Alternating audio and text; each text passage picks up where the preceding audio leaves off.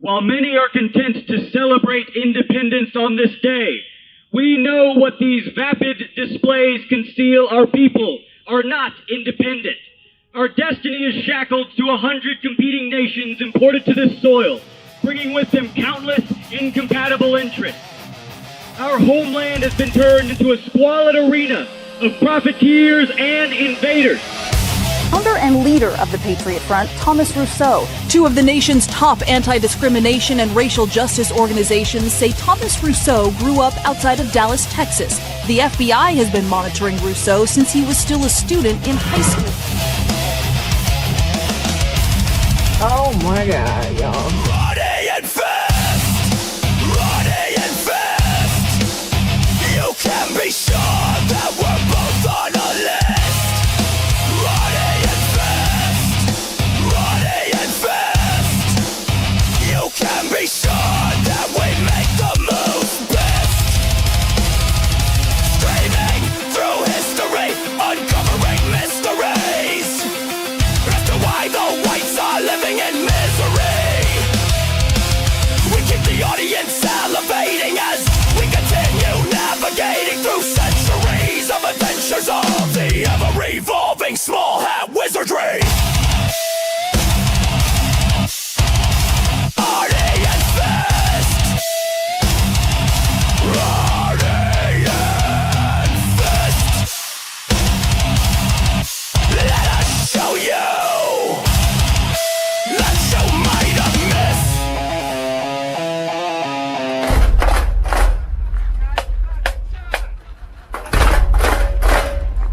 Come and take it, or not come at all.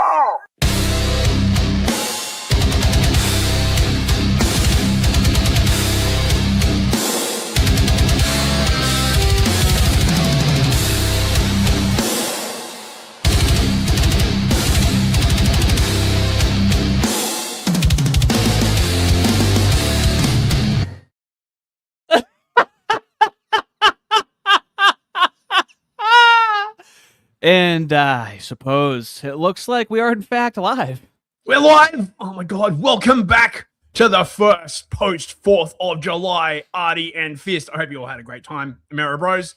It was lovely to be out there in the America with the other Ameri Bros. Yeah, how is America different? So, like, do you guys have like a July 4th-esque thing in the UK that you guys celebrate? Why are you laughing? I'm trying to do an honest cultural exchange right now.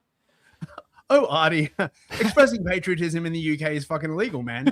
what are you talking about, right? Like, don't you know, like, the English are like the worst people to like ever grace the face of the earth, right? Every time you have a nationalist party, it is considered racist. I mean, that actually is a factual statement. I mean that honestly, like, that was the best thing about it, was just the unbridled patriotism, you know? I mean, okay, sure, right? That patriotism like has been used to like, do some bad shit to the Americans. No, that means we can't use it at all, Fist. Don't you understand? If it's been co-opted a little bit by another group, ask James Lindsay about St. Michael. I'll tell you all about it, okay? No, exactly. I mean, like, it's just nice. You don't in England, you don't get like real patriotism, right? Like, I don't know, at least not like where I am, it's all illegal. America, it's all just like, yeah, America, like, fuck yeah. And look, I appreciate that. Sort of like a drone show, proper fireworks. Oh, it was lovely. Right, it was really, but like, it was really, really nice. People usually find like an ignorant American to be kind of like annoying, culturally retarded in a lot of ways. But like, you really enjoy that brazen, ignorant patriotism on July 4th from the American, where they're like fucking hot dog, gun, burger. You're like, oh, you guys are something else, man. You just don't care about anything, do you? I mean, it is kind of funny. Like the drone show, it had like, it had like eagles and flags and like ice cream. And you're like, are you guys being ironic or not? Being serious. There was like an ice cream. Like there was like a burger. It's like, but like, it just like the unabashed like patriotism. I really like it.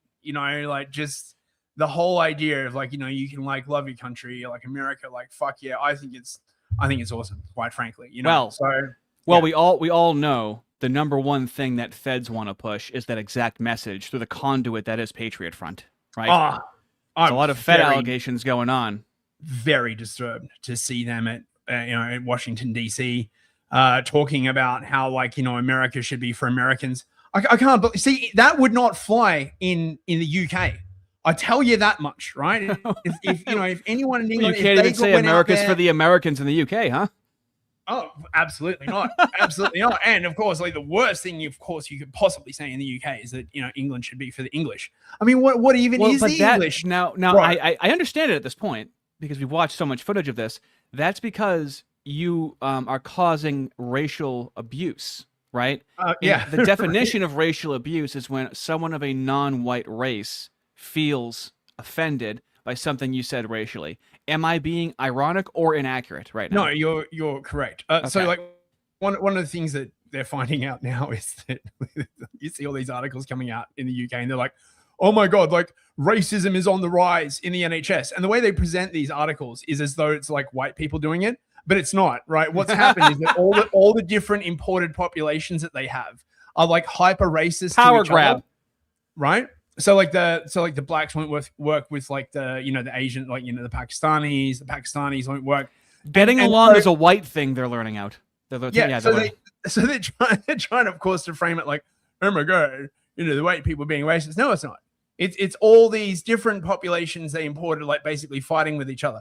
If only there was like an ancient story from the Bible that, like, presaged this idea. Well, no. You're forgetting that the Bible is universalist, okay, and it views everyone equally the same way. Right. You're forgetting that. It's actually Right. funny when I was doing a solo stream on Frojax talking to Steve Collette, Mark Collette. I'm sorry. Mark Collette. Yeah. Yes, I'm sorry. There's some people in the chat that are more paganish, and they're talking about the universe, and then as I'm saying it, people in the chat, including Arden Party, are like, you're talking about Judeo-Christianity. So it's nice to be able to clear up and be like, no. You're like, you would have, I think I said this, you would have to think that we've been lied to about everything except for Christianity. You're operating under, you've been told the truth about Christianity, but lied to about everything else. You would have to also concede that you've probably been lied to about Christianity, and that it's fully, completely universalist. Yeah, I see, like, the pagan cucks doing this all the time. Like, they'll post stuff from, like, Kufi, which is like Christians United for Israel, right? Which is basically like another, like, one of the sort of A thing we would make fun of Judeo-Christian, on the stream. Yeah, you're like aligned groups, and then they'll be like, Christians believe in this. I'm like, listen, man, right? Like, I hate to break this to you, but there is more than one branch of Christianity. I do have some, but I mean, like, yeah. But the pagans, they love it. They just, I don't know, right? I don't know why they think, right, that they somehow believe that the Moos managed to subvert all of Christianity, but that they would somehow be immune to this exact same subversion. I don't know. Maybe, right? It's you have to remember, the loincloth of Wotan or something will protect. Since this is a very fundamental cognitive bias where I understand that people can be propagandized, therefore I am not able to be propagandized, right? Since I am aware of this thing happening, I assume that this thing cannot happen to me. Would be that cognitive bias. That is a very dangerous position to take, that you're, like, immune to propaganda. The boomers are like this a lot. Have you ever spoken to, like, a boomer and you, like, ask try them, not to. Yeah, I try not to talk to any women or any people over the age of 60. I remember a conversation I had with one of them, and I was like, do you think that you're immune to propaganda? And he was like, oh yeah, I think I know what's going on. I was like, okay, that there is none so susceptible to propaganda. Right. Like, even, like, proper propaganda watchers such as myself will get gulled every so often. Like, there is no immunity, Well, no, but the important it's important to realize that you are still susceptible to propaganda, to, like, to double check things, to triple check things, to not just accept things as they are, but go, let me make sure. Me and you will do this sometimes, to go, let me just make sure before we actually say this on stream, because I may be seeing something that it could be AI, or something that I try not to fall for is something that I want to be true. I have to like triple check it because I go, oh, I want this to be true, so I have to make sure it's definitely true because I'm gonna miss some signals that it's not true, you know. Yeah. I know. I mean, when we do the pre-show, right, and we're like checking against each other every so often, I'll show you something. You'll be like, "Nah, that's fake."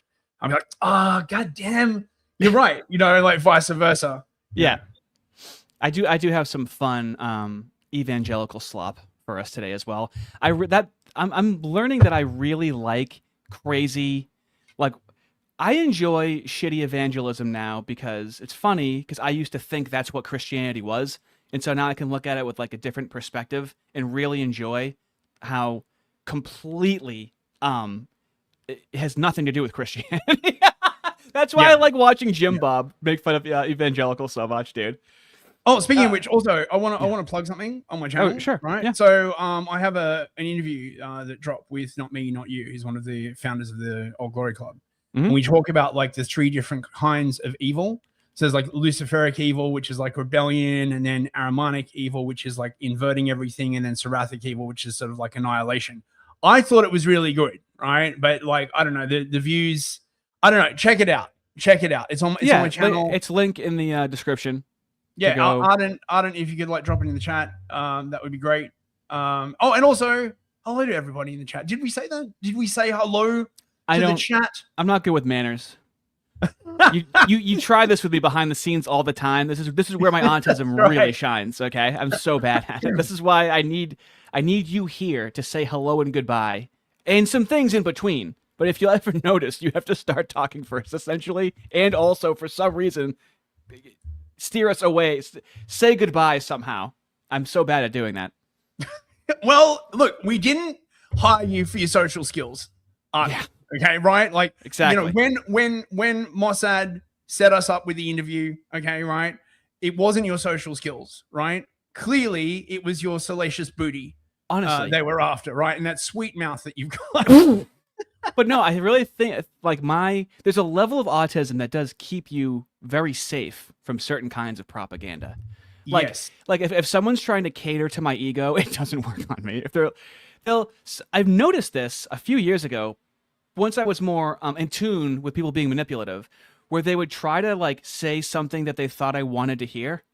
And I'm like, oh, they're trying to like compliment me. That's hilarious. And I would just stonewall them and I wouldn't say thank you. I wouldn't even acknowledge it. I would just stare at them, which is like the most autistic way for someone to try and compliment you and you just stare at them.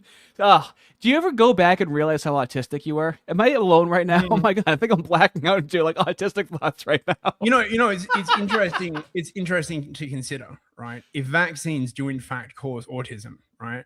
Yep. Then the elites, quote unquote, in fact, by giving vaccines and creating widespread autism, have in fact created the weapon of their own downfall. Because they're going around. Yeah, like, I'm inoculated against certain kinds of propaganda. Yeah, it's like okay, well, you may have an autoimmune disease, but you're also functionally mostly immune to propaganda. I do have an autoimmune disease. I do have like a skin condition. I have like a dermatitis. It's incredible how you knew that.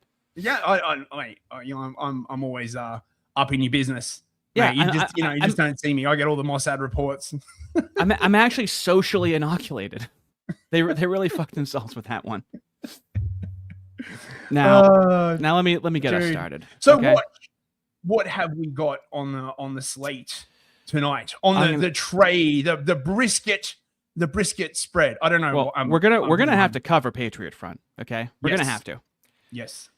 But we're gonna it's gonna go a nice James Lindsay. Hold on, let me give us some slop first. Hold on. Oh, you are getting ahead of yourself right now. Right. Oh, you don't just throw Lindsay at him, okay? The panties just dry up, all right? You got to get the panties wet before you get them dry. Is that a real picture? That can't be real. Picture. Worse, it's a video. So now this person said she spent hundreds of thousands of dollars to look like a ventriloquist dummy. Oh. Now, she doesn't look like a ventriloquist dummy yet, okay?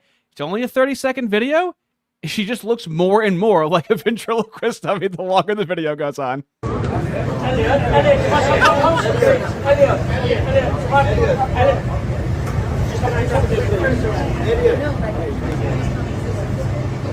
I love it.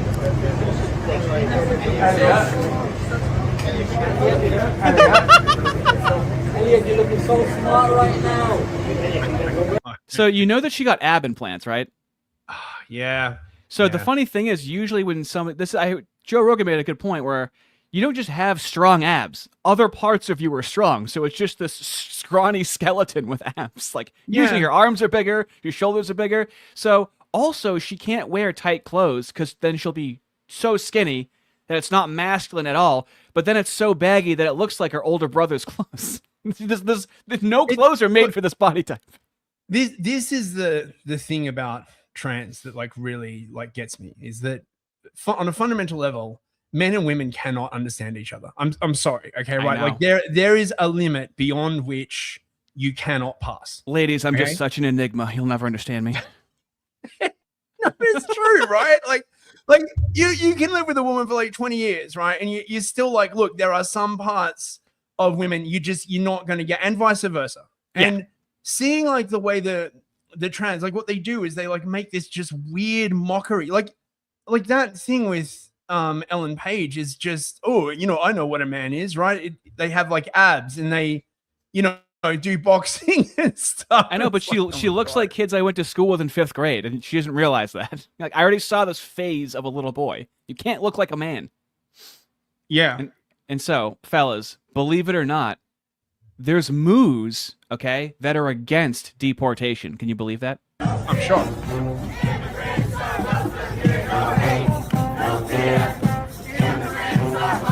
For those of you listening, we have moos against deportation. And half of them seem gay. So, I mean, not shockingly, it's secular leftist gay moos.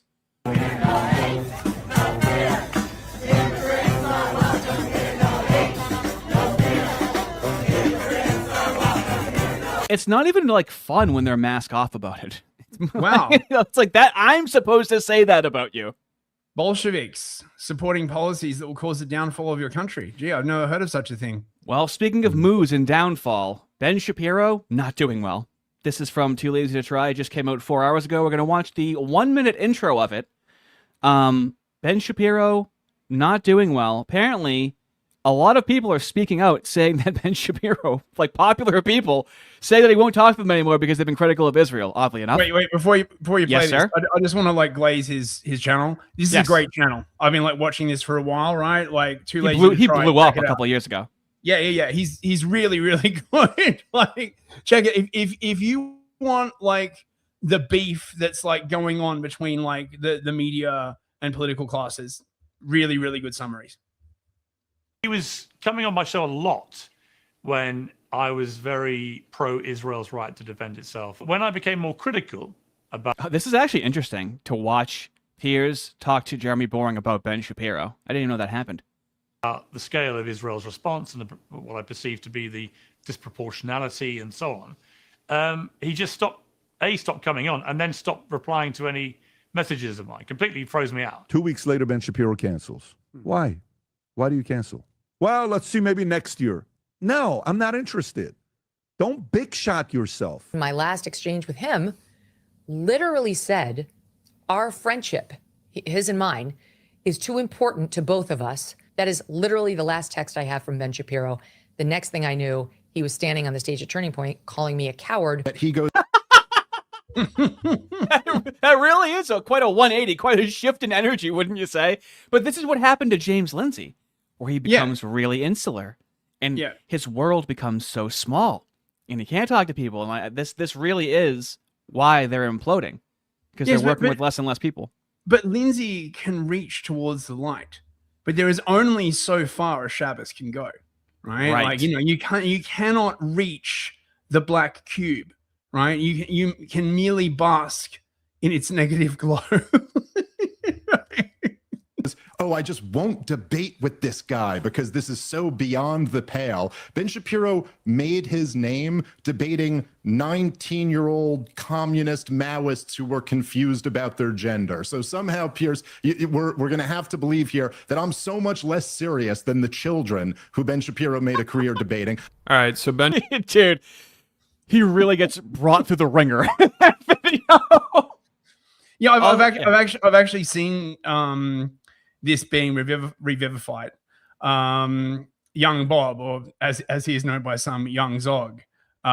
He's out again now doing like the sort of like table talks, right, where they like just find retarded lefties to like talk to, and I think they're just hoping everyone will be distracted by that again and not notice that they never talk to anyone like from the right wing, because right. like they might have an actual conversation about something.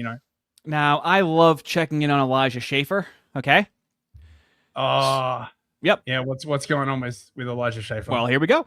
But it's true. We do need that back with that childlike wonder. It's being killed off by technology right now. I hate to say it. Well, lucky for you, just when you thought that maybe this country didn't have a lot of things to be proud of. This is already in my mind right now. I have to deeply compartmentalize this. Speaking of people that are saying that are Orthodox that seem to do very not good things rather often, I have the unlisted link to William's 4th of July chill stream. Okay. He got the unlisted link. Yeah. Oh, I'm gonna have to cover that, fellas. I have so many things to cover on stream. I'm definitely streaming tomorrow. I just have to decide on what it's going to be. Okay. His cross around his neck. Remind me of that. We are doing something pretty groundbreaking and genuinely. I just want to say something before.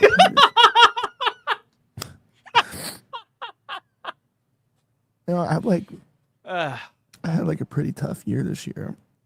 You're trying to cry. I lost a lot of people, and like just a lot of people said a lot of things, and it's like not really crying. Very hard some days, and then like you go like, God, like I just like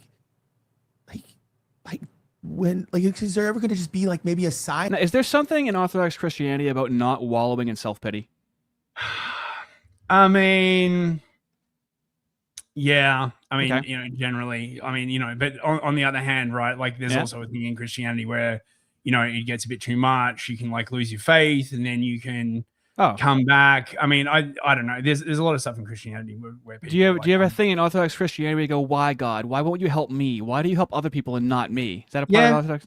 Okay. Yeah, there is some of that. There is some of that, and the lesson basically is that you're supposed to keep the faith, and sooner or later it'll all work out. Basically, This should be done publicly, right?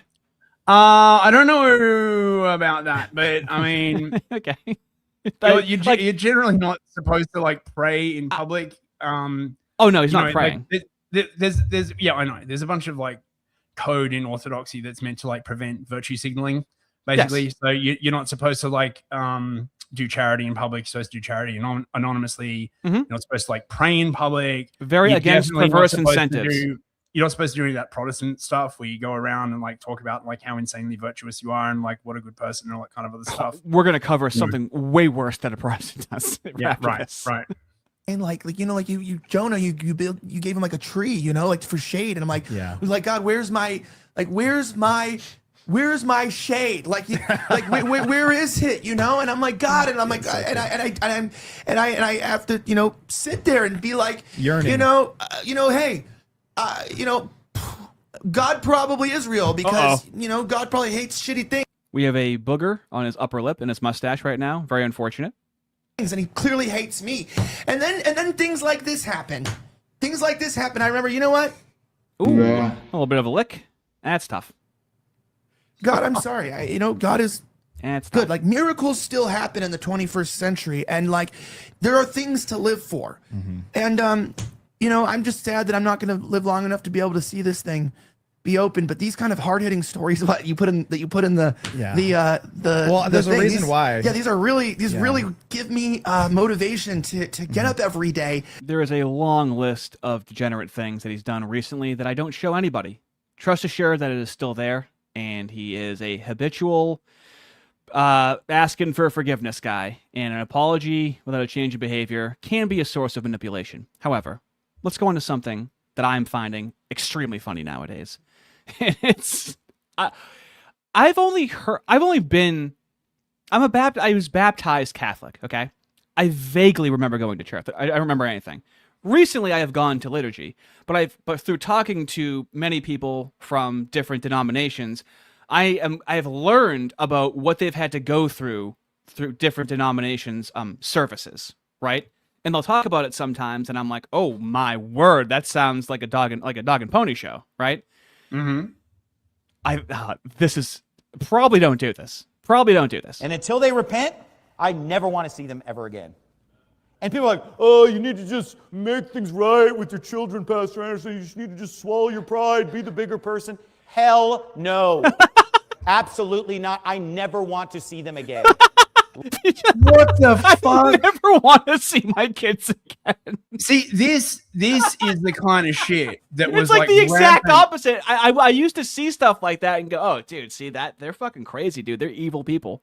This is the kind of shit that was rampant in the 1980s that made like an entire generation of people fucking hate Christianity. Oh, You know, yeah. like all these like people like just disowning their kids and all that kind of like other stuff. What the fuck is wrong with you? Oh, it's over the top. Just another minute. Man, the title of my sermon this evening is Why I Do Not Want to Continue Pastoring. Why I Do Not Want to Continue Pastoring. Now, let me say this first of all. Okay, so this connects to like what Elijah Schaefer was doing, where like, you know, dumping out your baggage publicly, right? Right. Like, you want to be, if not a leader, right? Trying to exude strength and confidence, and if you're going to be having a difficult time, you can kind of allude to the difficult time you're having. We don't have to really go too deep into it, right? Wait, just is this in a church? Is he like in front of a congregation? In a wild sermon. Oh my! Pastor Steve Anderson. I love this guy. This guy really goes hard in the gaze. He's got like a coffee cup on the. Just dude, have some. Where's your gravitas? Oh, just you wait. Well, by gravitas, right? Like in wrestling, you either want to love the guy or hate the guy. Okay, you want some sort of reaction from the crowd. This guy draws ire very well. I'm not quitting today, and I'm not even saying I'm quitting at all, but I want to be very candid with you tonight about how I feel about things and what I'm going through. And, you know, God willing. The trauma dumping, right? There's an element where it becomes trauma dumping. But also, why are you telling people this? It's a perverse incentive, right? Because then people may want to like, oh, he's going through something. That's why we're donating. Or I don't see what the positive. I don't want to hear this attribute kind of of this shit if I'm in church, right? Right. Like you don't look. It's about him. I've never been to an Orthodox church where they do this kind of like crap, right? They read like a thing from the Bible, right? Maybe they'll, you know, talk about real world events in a sort of like a bleak way sometimes, and then they go back to the liturgy. I've never seen them like talk about their personal lives or like any of that like crap. It's unseemly. They're not diving into a news story or something like that's what I'm saying, to like shallowly like touch upon something, but for like a larger message, right? So let's see what the larger message is. I'm going to be back here on Wednesday night preaching, and I'm going to preach as many sermons as I can. But I want to tell you that I'm very upset about my situation. And if God does not intercede in my situation and fix my situation, then I do not want to continue. Let me tell you something. Over the past few years, I have become a very angry and... Yes? What? If God doesn't fix... I would say that to you as a joke to piss you off. Is he trying to guilt trip God? Dude. Like, God, if you don't like intercede, right, and give me what I want, I'm gonna. That's not how it works. Oh my God! I love these videos, dude. Come bitter on, person. You on do the this inside. deliberately, don't you? Yes. Even though on the outside, you know, I'm showing up and smiling and doing the best that I can, I've become extremely angry because of what my 4 evil eldest children have done to me. And what they did is so sick and so evil and so wicked, and it makes me very angry. And I've become a very angry, bitter person. Okay, let's look at some super chats. I could watch that all day, dude. What the fuck? Even I was doing the dishes, laughing so loud. Somebody had to ask me what was happening. Oh, dude, come on. I love it. I don't like it. Hill of Night for €6. Thank you very much. Like, bruv. Corn is a mood sedative. I had a pagan in my chat say paganism is pro-corn. Yeah, right. Anyway, restart the series because I forgot the early meme. Nugent Bible is studied today. Look, I do believe so. Yes. Yeah. The reason why the pagans are like pro-corn is because they are pro the expression of the passions, and this puts them in direct conflict with the trad Christians. Yeah. And generally speaking, it has been my observation, societies that prioritize the expression of the passions start falling apart because, there's no the upper passions limit. are there. You don't have to encourage them. They're there. No. But not only that, right? Like encouraging the passions does not teach self-restraint. Right. And civilization is literally based upon self-restraint. So the less self-restraint everybody has, the less civilization you have. Look at the ninjas, right? Classic example, right? Like they are sort of like the ultimate expression of that. If only they were ninjas, they'd leave people alone, be silent. Good chat. Good super chat, Caleb. Thank you. Is the night for $5. Yes. I still think Patriot Front are feds, but the pick of the ratchet garden utensils sitting well behaved because of their presence. Unified white men are optics to run with. Yeah, I mean, what an amazing picture. I know they were trying to like pitch it as like the next like Rosa Parks, but it really like backfired basically. Master Shake, hey Shake, how you doing? I like you, Rob. For $5, I am late, so I am brown, but I take personal responsibility, so I am white again. I like how he's explaining how it works. This is how being white works, fellas. I can't disagree with that, Shake. Thanks for coming, man. Theodore McCarthy, Woodring. Hi there, mate. I've got some stuff to do tonight. Please postpone the stream. Well, we cannot postpone the stream, Theodore, but I can wish you the bestest wishes for what is you got to do tonight. I hope it goes well for you, mate. I like it, bruv. What else? We got Ardent Party. Yeah. 5 Canadian loonies. Paige was so desperate to conform to the Hollywood aesthetic that she altered herself so much she lost all aesthetic appeal. Like, share, and feed the Banhammer. Yes, indeed. Check out Ardent Plays on Rumble or Ardent Party on Twitter. He's a good lad. Best mod in the business. He also makes a good point. The trans people just shed anything remotely attractive about them. It's not like the attractiveness that goes in the other direction. She used to be so hot. She was cute hot, approachable hot. Such an aberration. Honestly. Hometown hot. Kill all bunnies for $5. Thank you very much. Thank you, Rob. I just realized my little Ardy icon changed.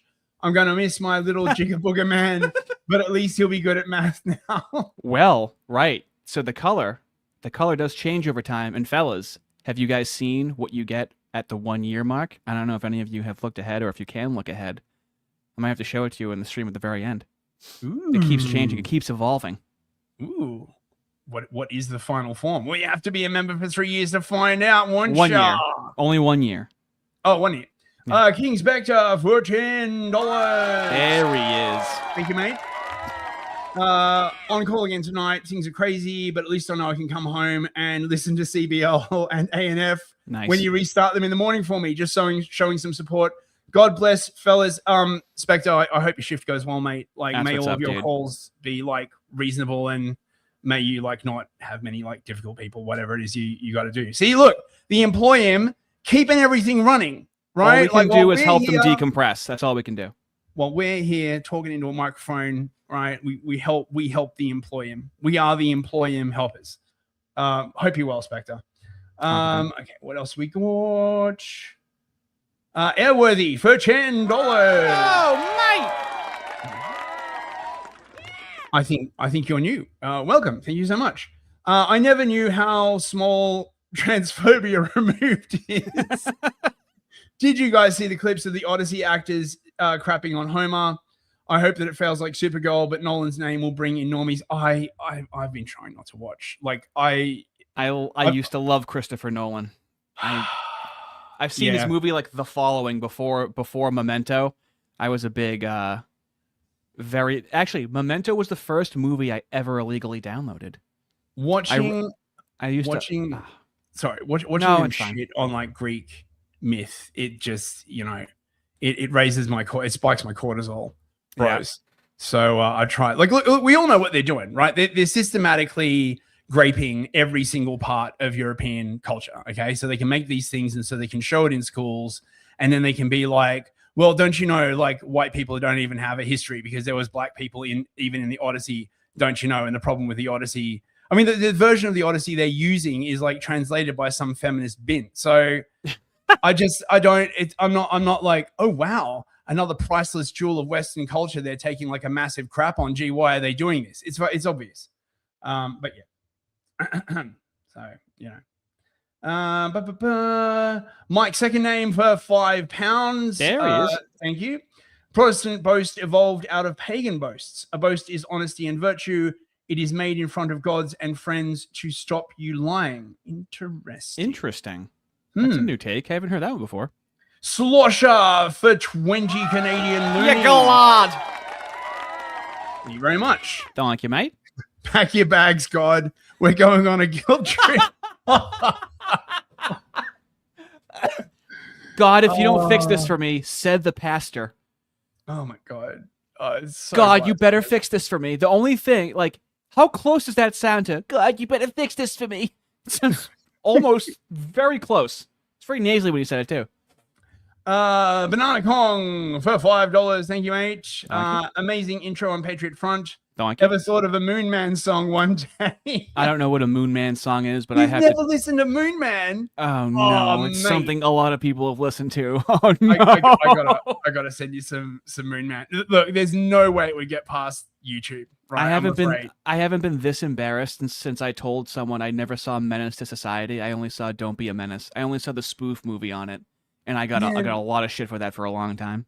Moon Man is like this series of like songs that I don't even know who did them originally. It was on 4chan. It was like really low grade like vocal generation. I'll send you some. It's good. I never went on 4chan somehow.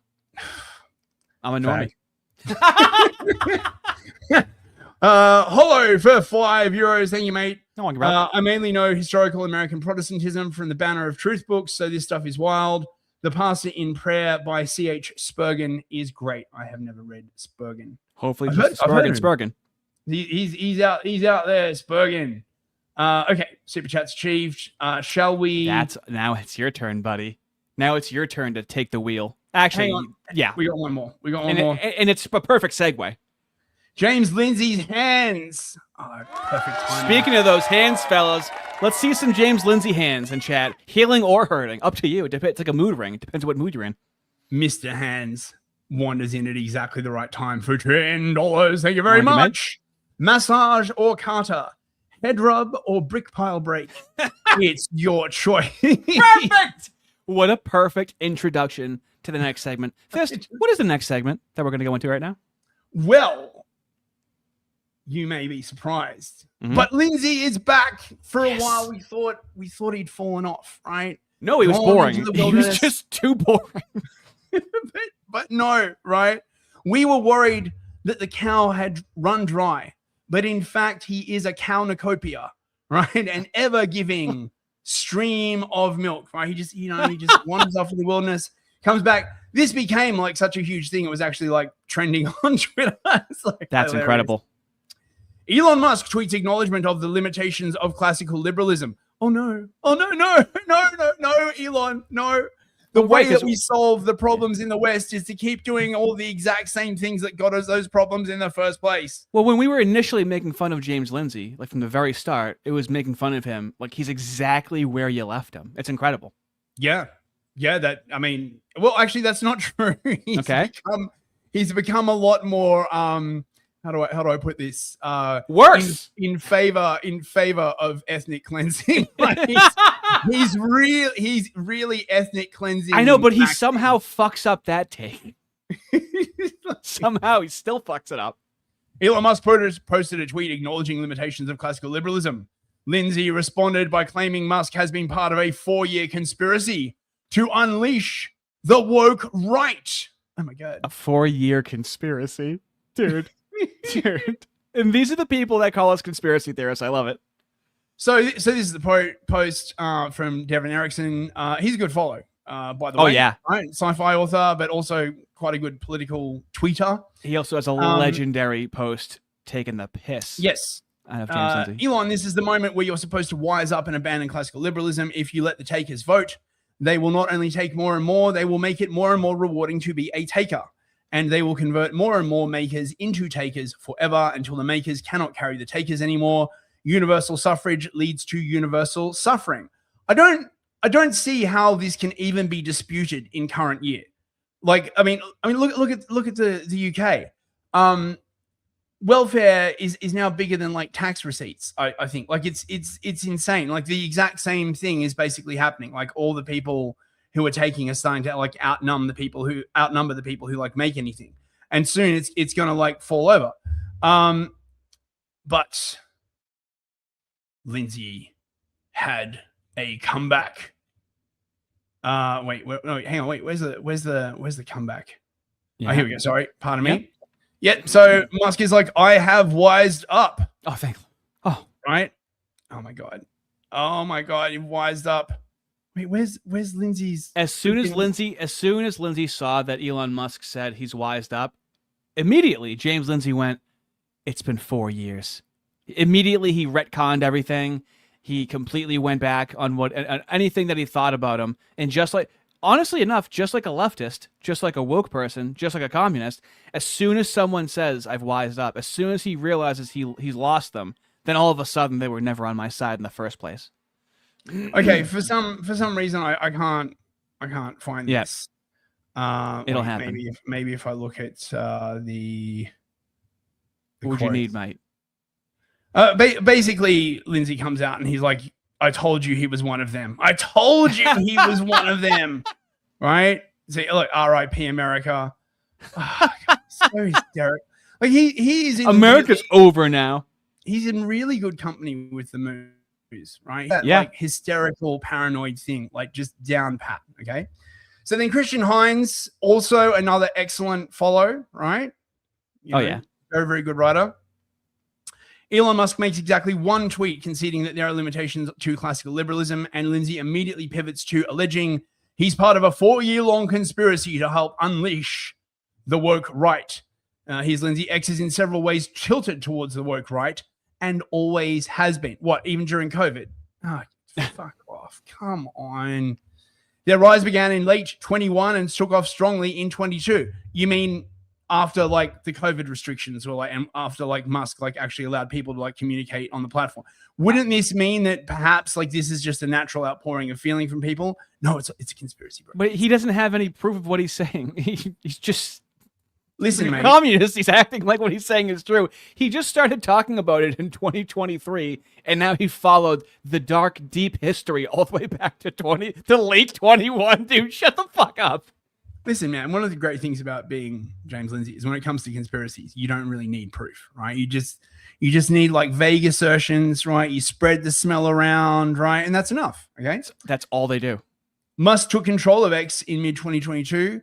The way he has behaved suggests that he bought X in part to help unleash and launch that devastating moment. Just saying. Suggests. Just saying, man. Just saying, bro. He's not just asking questions. He's just saying statements. This is Exhibit A for why Lindsay finds himself increasingly isolated and friendless at this point. Every single time someone on the internet publicly admits that liberalism is not the self-perpetuating closed system that it markets itself as, he immediately flips the friend-enemy distinction on them and begins treating them like an apostate of his secular religion. True. He even does this thing where he suggests there were never really true classical liberals. It's so fucking commie, right? Like Lindsay but himself, he nails it. He nails it so well. Yeah. Like Lindsay himself, Elon was a modern liberal for decades before coming around to the conservative branch of classical liberalism in the 2020s. But all of that now gets to be rewritten in favor of a revisionist interpretation of the last several years, where Elon instead becomes the mastermind behind the long march through the algorithm in order to usher in a woke right takeover of the internet. Lindsay literally never offers a good faith take on why some people change their worldview after events around them challenge their priors. This is very true. This is very spiritually leftist. It's spiritually mooish is what it is, right? Yeah. My enemies, which include my former friends, nonetheless, only believe what they believe because they've actually been secretly evil this whole time. Dude, there could be like an unbelievable AI video made of you having like a deep narrator voice reading that as if it's narrating like what James Lindsay is doing as he goes throughout his day. Because it's so descriptive of exactly what he's doing. Lindsay will have a mental breakdown at some point. He continues to run further and further in a direction that no one else is following. That's not true. The moves are going in that direction. He will eventually look back and realize he's no different than the homeless schizophrenic on the street corner. I don't know about that. I think He's even not if going to he realize was that. like a homeless schizophrenic on the street corner, he would still be like, oh, I just need to make people see how right I am. Lindsay, of course, comes back, right? Exactly one. Lamau, how dare you even challenge my greatness? He's repeatedly retweeted tons of these idiots, which they always brag about, and keep sharing their weird, thinly veiled, white nationalist nostalgia videos like everyone normal can't see what they are. These drama queens are ridiculous. I know, Right, but like so- this messaging works with his audience because he's like everyone can't see it, and then all of them go, "Yeah, we can all. It's the Emperor's fucking new clothes. Is all this is," and everyone acts like they can see it when they can't ever describe what they're seeing. I mean, I guess my reply to this would be, right? How many more whites have to get like killed and raped and stuff before like white nationalism is acceptable? Right? Like It's never like, is- acceptable because like, it goes is there- against. Yeah. Is there a point, right? Like let's just say hypothetically, right? Like you get to a 6 stage million? where- Would that be it? All getting, I love how the Moos are eternally the victim. They are never the aggressor. It is the OG didn't do nothing. I'd rather be completely isolated and friendless than anywhere near you or anyone like you. It's really simple. It's much better not to be around, you sick, woke bastard. Like, dude, that kid would have gotten a wedgie, Indian sunburn, an F slur tag, the eraser on his skin, a swirly, a Melvin. Like, you would have bullied that kid when they think that they're being like, they think they're really hitting you hard with something. You would just go, shut up, nerd. Now, this is another good account. Yes, it is. I like, would recommend. The Post-Critical Examiner. You know why James Lindsay can't let go of liberalism? Moos have never had full universal individual rights under any non-liberal system. He's not wrong, this guy, right? And this is sort of my assertion that the reason why you can't identify in terms of religion or race is because it leaves out the Moos. And if it leaves out the Moos, they will not let you have it, and they will continue to agitate. And as a result, that lets in Islam, that lets in Hinduism, all of these kinds of things, because they don't really care, right? Like whether all the whites get like screwed, as long as they're all right. Well, they don't want equal treatment. They want preferential treatment, which is Of course. where course. the leftists come from in the 60s with the identity movement of protected classes. You are that's how you create a red guard. That's how they literally have additional protections. It's in their name. Well, what they do, right, is agitate for like universal rights, universal principles that they have no intention of following, right? The universality is for you and everybody else, right? But because they believe of their special place in the universe and their special version of law, these universal things never apply to them the same way. So it's universality for you, particularism for them. That's why you cannot have particularity, right? Whites cannot have any nation or any Western nation or anything that is particular to either their religion or to their race. And since these are like the only two groupings that make any kind of like sense, and they're vague enough as it is, by the way, right? Like if you really started getting down to it, say you organize like, okay, this country is for like white people, you would still have to define what the edge of that is. Say you did like religion, you would have to define what the edge of that is, but at least that is possible to do. If it starts breaking down to this covenantal nation shit, it is impossible to Always define. open for debate and litigation. Mm-hmm. James is a disaffected leftist who is trying to captain a ship he wasn't invited onto. I mean, yeah, basically, right? He like barges onto the ship. He's like, you all got to like listen to me now. Me and him used to go back and forth on here up until I pointed out he cannot solve the leftist question because he is still inside their moral framework. He blocked me right after I said that. And so he is. I mean, all of his beefing about like white nationalism and stuff declares that he is still inside the leftist framework. Someone replied, I swear almost everything you say is completely disingenuous. You do this by inventing offensive sounding terms to confuse people, like Hebrewization, to describe something so benign as Protestants reading the Old Testament more than their Catholic counterparts. He's like, so fucking accurate. People create words to describe ideas they have, which has been the process of communication since grunting. BTFO. Oh my God. People but this is what a leftist would say. They just deconstruct it into nothing where it means nothing. then He's you so can never be fucking criticized dumb. for anything. It's just a deconstructionist mindset. Okay, so there are still people simping for him. I mean, unless this is like bait. There's someone here saying this is bait. Look, I don't know. Okay, right? Like, acknowledging this is a brave stance to take. Thank you, James, for once again putting yourself in the ideological line of fire in order to save America. History and pedigree mean a discussion needs to be had. Finally, you are putting your cards on the table concerning Musk. Now let's see you get into the actual sourcing on how the way he has behaved, suggesting he brought X in part to help unleash and unlaunch this devastating moment. Make this go viral so the discussion will grow. Again, courageous of you. Actually, now I'm reading this. I think it's like bait. But if it's know. I don't know who is making fun of him. I mean, I don't know who this his is friend bait, or his enemy nah, is. It's delicious. It's the fog of cow.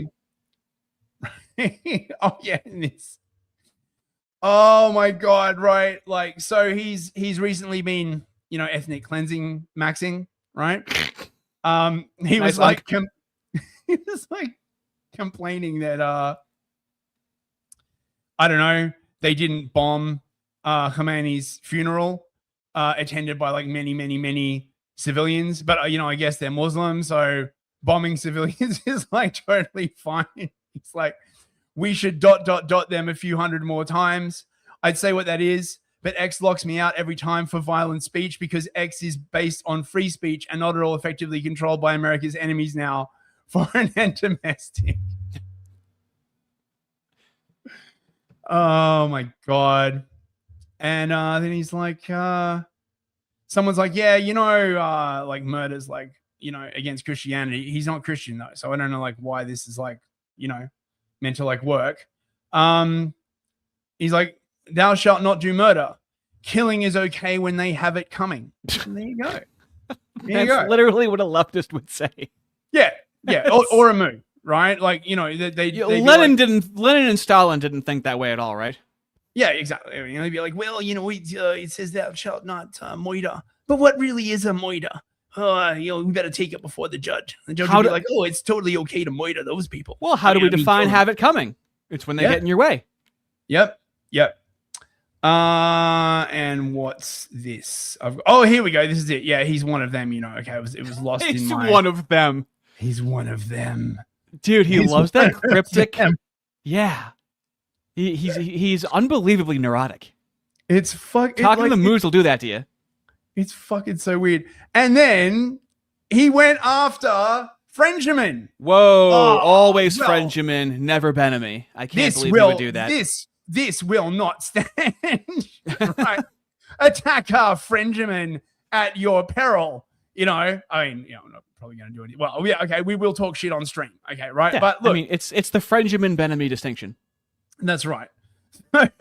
Ben Boys is like, he's replying to Musk, based and post-liberal pilled.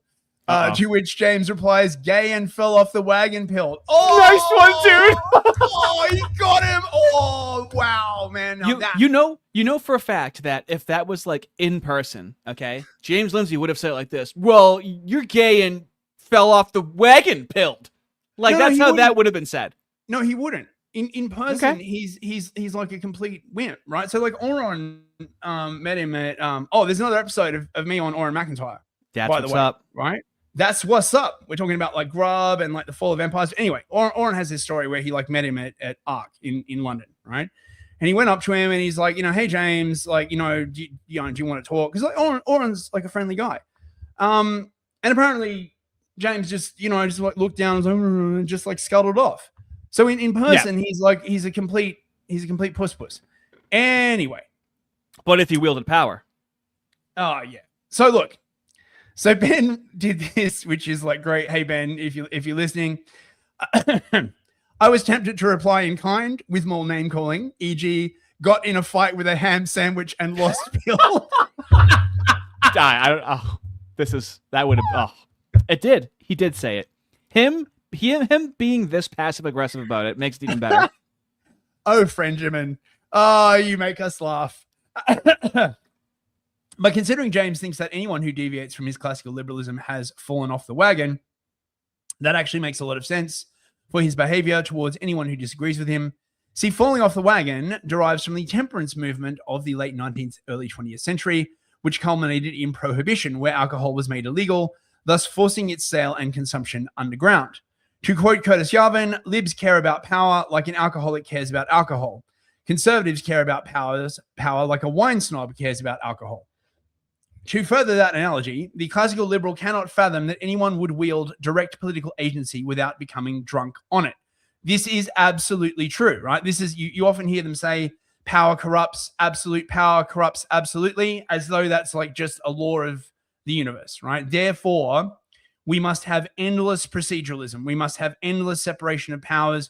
We must proliferate more and more and more bureaucracy until everything like comes to a complete stop.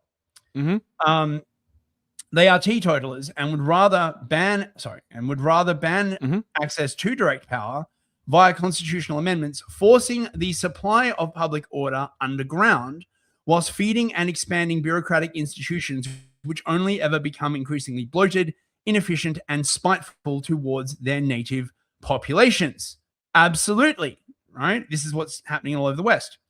Anyone who admits that the game of liberalism is rigged, perhaps was from the beginning, is automatically assumed to be a fascist cocksucker and degenerate who seeks not a responsible, honest, efficient, or noble government, but something vaguely, scarily totalitarian. And ironically, right, like this is the thing, because of this sort of moribund like state of stasis, the only thing that can possibly break it out of this increasingly becomes much more forceful, fasci-coded movements. So they basically create their own worst fear by doing this. It's so insane. James hit the ball out of the park when he coined the phrase, call something racist until you control it. Or woke right. Yeah, but somehow he has adopted the same playbook. Dismiss every point of view you don't agree with as woke until magically all the problems of liberalism vanish and America wakes up in a sunny, funny, perpetual 90s. He debated Carl Benjamin about liberalism versus post-liberalism on Ben's channel, I think in 2023. That's how fast all of this is moving. Yeah, and he never debated anyone. Tucked his tail after that. He got so comprehensively destroyed. Yes, he only now ever goes on stream with people who already anyone that'll listen to him, and no matter how small the platform is. So this was my reply. So I says to him, I says to him, I says to Frenjamin, does this perhaps explain the kosher centrist fetishization for the Zionists? Do they believe that the Moos are the only group who can wield raw power responsibly? This would make a certain amount of sense. I never hear James talking about how Israel needs to be limited in its power, right? I just, I wasn't trying to be, I was just, making an observation, right? Like people like James, they never say that Israel needs more proceduralism, right? That Israel needs more separation of powers, that like Israel shouldn't be using like direct force in, Gaza or Egypt or Turkey or wherever, Iran, like wherever else they're going to like invade. Okay. And I was just thinking like, maybe it's because they think it's essentially, right, they're like anti-whites. And so, and they're anti-Christian. And therefore they sort of like fetishize Hebrew or Mooish morals. And they're like, well, it's whites can't wield these powers, right? Whites have to be restrained because of World War II. So yes, I think is that the end? No, here we go. We got one more. Okay, yeah. Got one more. I am apparently increasingly isolated again, but now I love it. Yes, you are all wrong. No, I'm not going to cave in. I'm also nearly completely right. What the fuck says I'm nearly completely right? Chaps, Ardent, right? We need a James Lindsay is nearly right jar. You realize this implies that there is also somewhere hidden away, right? Like a stained porno mag under his mattress. A James Lindsay was wrong jar, right? That he will never admit to, right? That like, is hidden in the cellar like a deformed child that the family is ashamed of. He's beaten and crooked. What's he been wrong about? So no one asked. You know, presumably because he wouldn't either reply or he'd be like incredibly fucking rude. So we do have yes, queen. Yes, queen. Okay, so hang on, wait. Should we do a couple of super chats? Yes, sir. Okay. This guy's a fucking pro over here. Theodore McCarthy for $5. I never went on 4chan. Who are these effing children on my internet? I don't know what to tell you. Good question. To tell you, I was doing other stuff. I wasn't. You want to know what it was? I wasn't aware to this extent of the things that were going on. I just was incessantly asking questions to my friends about black people all the time until I had no more friends, and here I am. He's worse than a new fag. He's a no fag. Come on, new frog. Master Shake for $5. Thank you very much. I like it. Who is more woke right, Elon or Ardy's beef and cheddar? Yeah. Yep. He was defeated by a sandwich, and he had to walk back what he said about the sandwich.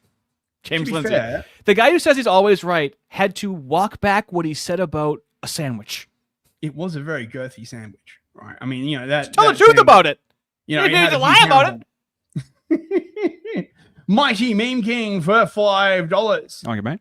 If there is no truth but power, is God all powerful because he is truth, or is he truth because he is all powerful? Well, could God make an Arby sandwich so big he couldn't eat it? Right? I think God is truth. Could God eat so much roast beef he wouldn't throw up? Shut up. I got this from Andrew Wilson, just so you know. There was one stream where he was just thinking of, could he make a talk? Could he micro? No, my favorite one Andrew Wilson said was, could God microwave a burrito so hot he couldn't touch it, or something like that? No, the reason these annoy me is because like these all cropped up in the late 1800s among like Protestants, and you know, and they were just going around being like, oh, how many angels can dance on the head of a pin? And to me, I'm like, listen, it's the divine mystery. Could you just shut the fuck up, please? Right? Like, you know, anyway. Thank you, Mighty Theme King. Earl Corgi for $10. There he is, mate. The homeless schizophrenic on the street has dignity. Lindsay does not. Yeah, I would say I would agree with that. I would say more dignity, definitely. Kill all bunnies for $5. I've seen homeless schizos have times of lucidity. That seems a big ask for Jimmy. Whoa, did you just call him Jimmy? Let me just intercept this very quickly. Okay. I'm Jimmy a lot. You're Jimmy. Yeah. Yeah, right. Diminutive. They'll use a diminutive. Jimmy Concepts instead of Conceptual James. Right. That started on the left, and now the right uses it. Right. Yeah. So those are markers. They jump in on you and say, you got ratioed. Of course, a lot of it's bots that people bought. But what they do is they say, my comment was more popular than your comment. Therefore, you're not very interesting and we're very interesting. So we're ascendant. And by the way, that's psychologically really impactful if you don't know what's going on. Yes, definitely. You feel like the crowd, they tell me this all the time. We're all laughing at you. We're all laughing at you. We're all laughing at you. Yeah, right. It's very sophisticated psychological torment. Okay, please continue. I think everyone's just mostly ignoring him now, to be perfectly honest. Right? It's sophisticated psychological torment.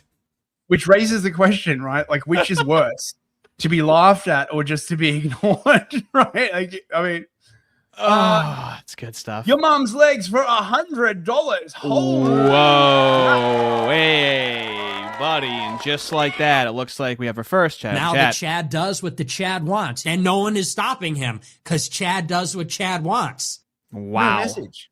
Unbelievable. Look at your mum's girthy legs. Just walking in there, dropping a sweet hundo on the table like it ain't a thing. Hey, we're doing something right tonight, huh? Wow. Says nothing, leaves. Very, very much appreciated. It's people like that. When people were like, hey, can you guys do this twice a week? We're like, I don't know. And then we would see that. We would go, okay, I think you guys actually want it. So very much appreciated. Thank you. Mate, your mum's legs looking pretty hot right now, not gonna lie. Thank you. Leaf Man with a frying pan for $5. I'm obviously anti-communist. You can tell because I said so. No, I just coincidentally hate everything communists hate, and I will never compromise. And oh my God, your mum's legs are back for another round. God, okay, I think I know what's going on here. You're on the payroll of the Jews. I think this is some infiltration going on right now, fellas. Wait. Fellas that Your have mum- memberships right now. Your mum's legs cannot be satisfied. Sorry. We also, do you remember when we did a New Year's Eve stream? That's behind the paywall. That happened with a Fist on here as well. And I have lore videos of me from 2017, 2018, 2019, and my non-4chan days that's me trying to figure out what the hell's going on around me without 4chan. That's what those videos are when I think about it. And I'm doing more and more live streams now. So you have hours and hours of content that are offered to you now. So very, very generous. My mom's legs obviously have been put to good use recently. and we're reaping the benefits of my mom's legs. Thank you very much. Very much appreciated. You're her special boy, Ardy. New GM for $10. There he is. I've heard it said on the grapevine that he is rocking everywhere. Actually, I forgot. I couldn't stop thinking about my mom's legs just then. I'm sorry. It was a Freudian slip. Thank you, Nuge. The number of angels dancing on a pin depends entirely on the number of gallons of butter on kippers the world over. That's the quote. We always forget what the exact quote is. Thank you very much. See, he's on top of it. There he is. Okay, wait, hang on. I believe. Yeah, you got a lot. Ardent has given us the. Yes, he has. Wait. Yes. Hang on, to share with the class. Get it now. Yeah. Okay. Real funny, huh? I think that's real funny. Oh my God. James Lindsay nearly always completely right, Jar. Oh yeah. Hold on. Just keep it right there. Let me just short form screen cap this because I forget everything as soon as we're not streaming. That'll be good because now I'm on the backup. Oh, speaking of which, fellas, I'm on a backup X account right now. I'm banned for 90 days. So please follow my backup, which is linked to my original. What did you do? I said that I don't care if the Moos are murdered, which is an ambivalent statement. I don't care. So what, I have to care? Yes. I don't think that's breaking TOS. You have to care, mate. It's like it's written into the social contract, bro. You absolutely have to care. I don't care. They don't care about me. So, James was on the Rubin Report following his mighty streak of going on shows with people who totally agree with him already and won't ask him any, awkward questions. And I thought I'd just, play like some of this because it's bloody. You guys know by this point. Pretty much. I mean, honestly, ever since Charlie Kirk was murdered, they just took the brakes Crank off it, unfortunately. and crank it. Sorry about that. Yeah, volume, not a problem. Yep. Almost immediately, people started realizing that whatever's going on with this kind of, it's like a network or a group of people. They seem to be working together. They always circle their wagons around each other. And what they're doing is positively not in line with MAGA or the conservative movement or President Trump or America at all, for that matter. And it's starting to concern people. Right, but it's starting why? to concern people. Yeah. Oh my God. But okay, you want to know what's why? concerning people? Mass migration, Jimmy. Okay. Right? Like what specifically is it? It's the Moos, isn't it, James? Right? It's that they don't believe in universal liberalism, and how can you tell whether they believe in universal liberalism? It's their attitude towards Israel, isn't it? I mean, just come out and say it, right? Wow, it's okay. Dave, it's okay, James. Right? No one will. Well, I mean, the Moos will judge you and will probably cancel you and shut you down, right? But you would get a lot of respect. Anyway. Today is my old friend, founder of New Discourses, and excellent swordsman, according to pictures on the internet, James Lindsay. James, how are you? I'm good, and those pictures do me a lot of credit. So that's all I'll say about that. Pause we'll it throw real up quick. a couple of. Terrific. Just so everyone knows, if you go to the James Lindsay playlist on my channel, you'll be able to see a video I made about James Lindsay lying about being a martial artist. And I have the most clips of any other video on YouTube of James Lindsay engaging in martial arts. So now this is quite interesting that he even addresses this, right? That Rubin addresses this. Obviously it's done in a jokey manner. James is just sort of grinning and bearing it, right? Because he doesn't really have a sense of humor, as far as I can tell anymore. So I guess this has now gotten to the point where it has to be addressed. But James takes it in good humor. Pictures, and I'm not even going to comment any further unless you have anything else you want to add about. They're glorious. Is all I got to add. How are you feeling about the state of America at the moment? You're somebody who gets things. Yeah, that is a hard cut. I mean, he looked a bit uncomfortable in like the full thing. But I mean, you know, things a little early usually. Are you feeling okay at the moment?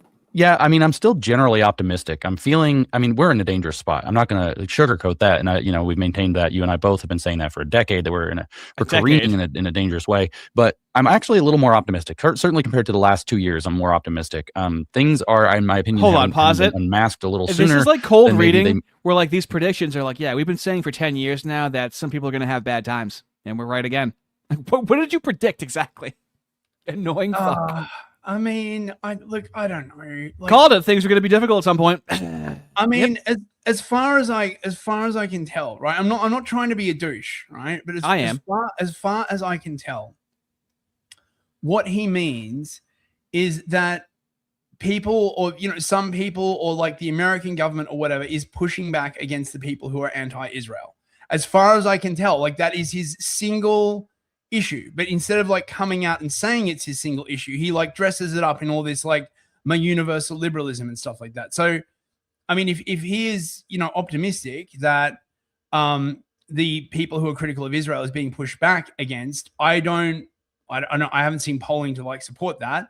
The Vine and Fig Leaf survey that got leaked didn't seem to support that. I don't know, man. I don't know. Might have otherwise. People are kind of catching on, and people catching on is always a good sign that something good might happen.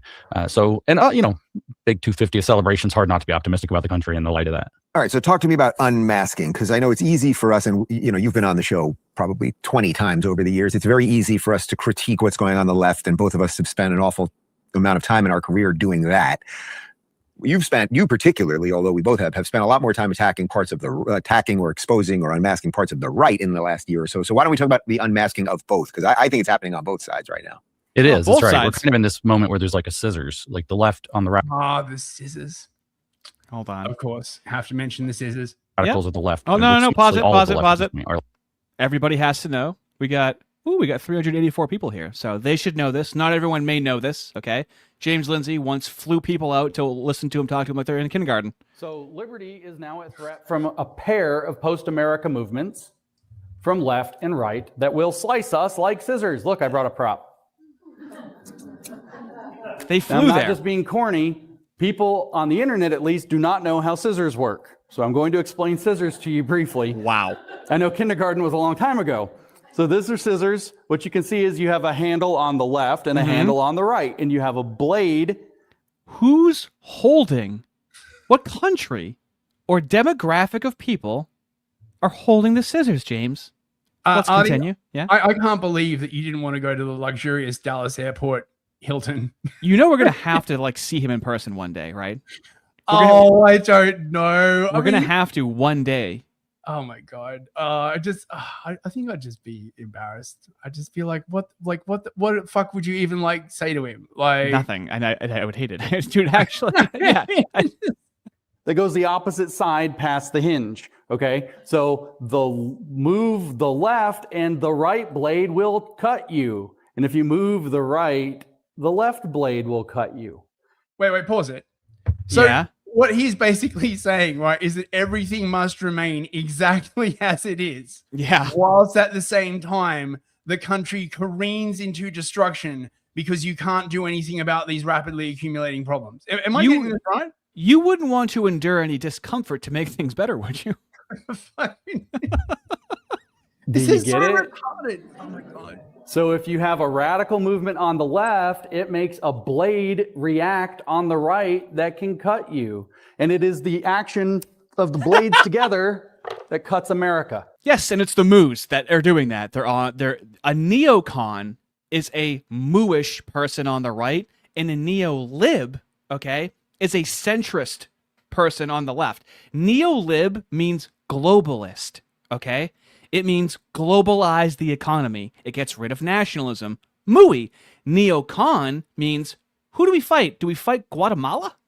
Do we fight? You know, What war? Who do we go to war with? It's just people that Israel wants us to go to war with for the most. Why are we always in the Middle East? That's neocon, neo-Marxist. Anytime neo is added to these things, it's muifying it. Random comment. I just have to like highlight Bushy. Guys, we must stay in the middle of the plane. Yeah, what is this answer? Don't pick up the scissors. Let someone else pick up the scissors more powerful than you. We must stay in the center of the scissors at all costs. Like coming in their way. And in fact, there's going to be a new way. We're all going to be talking about the left again soon. I'm almost positive. That's all going to be Hassan Piker flavored. Nobody's going to like this at all. There's going to be lots of tinges of violence, I think, underneath the hood. And then, of course, there's this weird radical right that has sprung up. It seems out of the woodwork, but it's as always, there's going to be a violence from the left. Okay. Now, is there going to be violence from the right, James? We keep seeing this violence from the left. What's coming from the right? Oh, it's what they want to do. It's what they're about to do. It's what they're going to do. It's what they might do. It's what they're trying to do. It's what they're attempting to do. Yeah, but are they being violent? If we're not careful, right, they'll march in Washington, D.C. peacefully. That's up next. And make speeches, right, in scary masks. And I mean, that would be the worst thing to like ever happen if you think about it.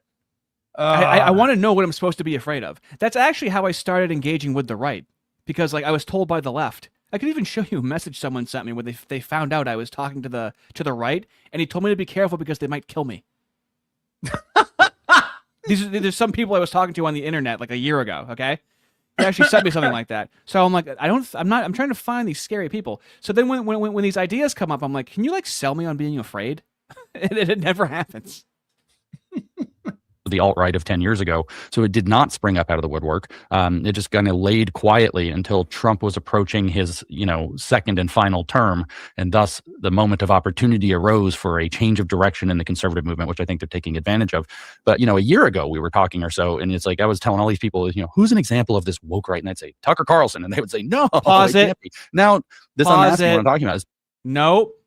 Wrong. Made a video on this. The video is literally called James and Jordan refuse to name the woke right because they explicitly insist on talking about the woke right while making the rule that they're not going to name any names. What do you say? That was a year ago? Mm-hmm. This is a year ago. That's pretty incredible. Traitor against the movement. One of the things that I think, you tell me what you think about this, but I don't think we should name any names in this podcast, if that's okay with you. That's totally fine. Okay, we can talk about why that is as we progress. Okay, good. I mean, I wasn't going to make that a cut and dried rule, but I have my reasons.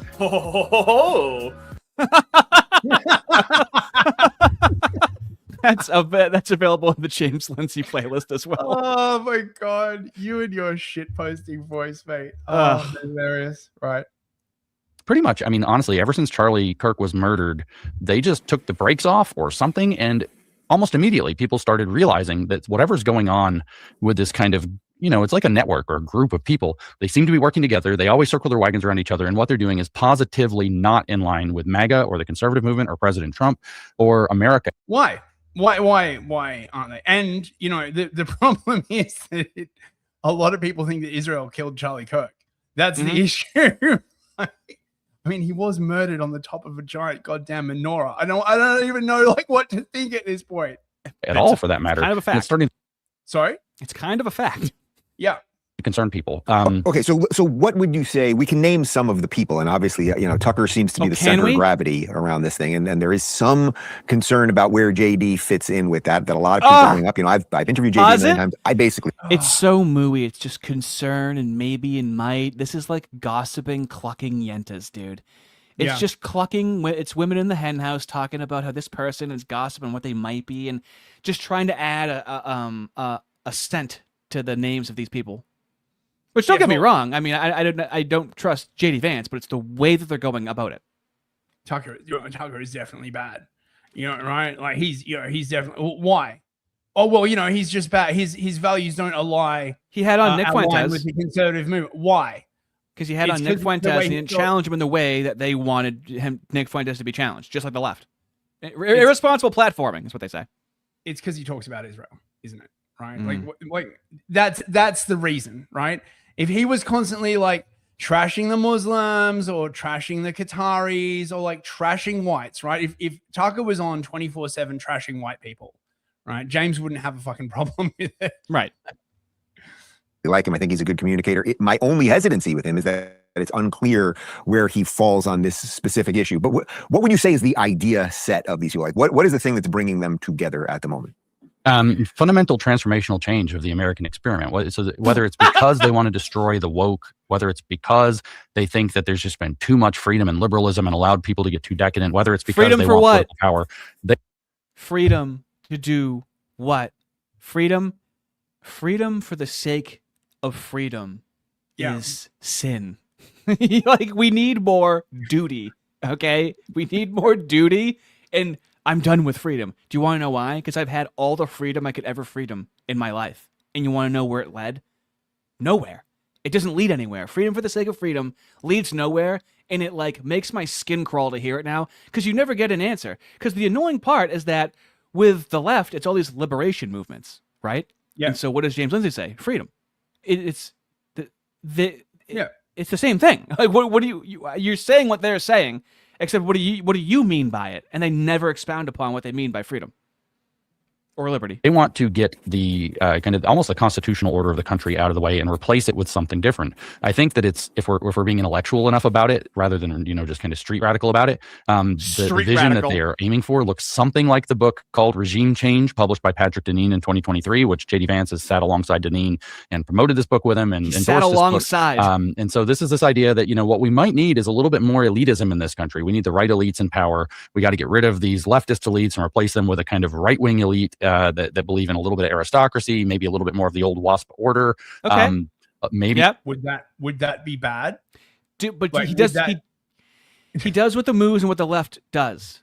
All an audience knows is that James doesn't like these ideas. That's all they know. Yeah. So he puts a bad stink on the person's name. Stinky. He puts a very stinky scent on the person's name. And then just talks about something normally and descriptively. But he's not saying Stinky. exactly what's stinky. Yeah, I knew it. But he's not saying what is stinky about it. He's not saying what's wrong with it.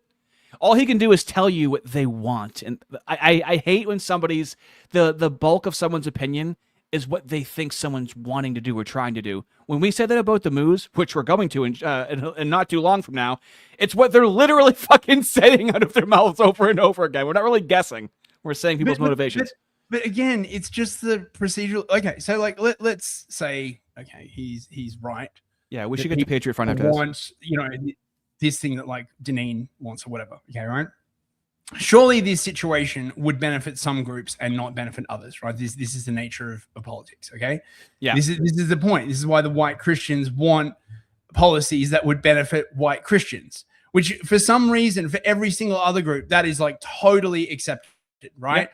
Oh yeah, so the moos want more policies that will benefit them. That's totally fine. It's only whites that are not allowed to advocate policies that would be better for them. It's fucking insane. So let's do super chats and go to a Patriot Front because we Okay. are stacked. We've given Lindsay his due. Okay. Stinky. He's a very stinky man. I love that one. Okay, right. So Leaf man with a frying pan for $5. Both halves of his face look like they're confused about his sexuality for completely different reasons. Bruh. Shit, what a burn. Leningrad, Virgin. There he is. What do you think about God first versus race first being a false dialectic? It seems designed to force people to overcommit their position to either blind universalism or crass particularism. I don't know. I am the person that is using the God first versus race first rubric for trying to classify dissidents. And people try and say both, but you're going to have to make a decision in a political climate of which one you are prioritizing. If you say both, the race first people, you're not race first. It's still God first. Like you have to realize that. And so now, but it also opens a conversation as to like, there's been people that say that they're race. There's been pagans that say that they're race first, that say that they want to work with Christians and they have no problem with Christians at all whatsoever. They want to fight this Leviathan. I use it to open up a more detailed discussion, but so far I'm essentially using it as an identifier and not necessarily a first principle philosophical thought, if that makes sense. All right, good. Beneficent for $5. Thank you, mate. Thank you. You can ride the middle ground of a landslide. You'll still end up at the bottom of the hill. Yeah. That's some old man knowledge right there. Agile Walrus for 10 Canadian. There he is. Thank you very much. Thanks, James. I'm boycotting scissors out of spite now. That's going to be the title of a stream. Boycotting. How did I not think of that? It was right there the whole time. Right there. Oh. Bobby B for $5. There he The is. scissor handles are wedged between Kazari and Milkers. Yes. For James Lindsay, yes. Definitely. That is the Mighty prize. sorry, Mighty Meme King for $5. How about we just destroy the left side of the scissors and leave ourselves with only one right-handed sword to be swung at our enemies and take power? Oh, we wouldn't want to do that, right? It might actually be effective and get you somewhere.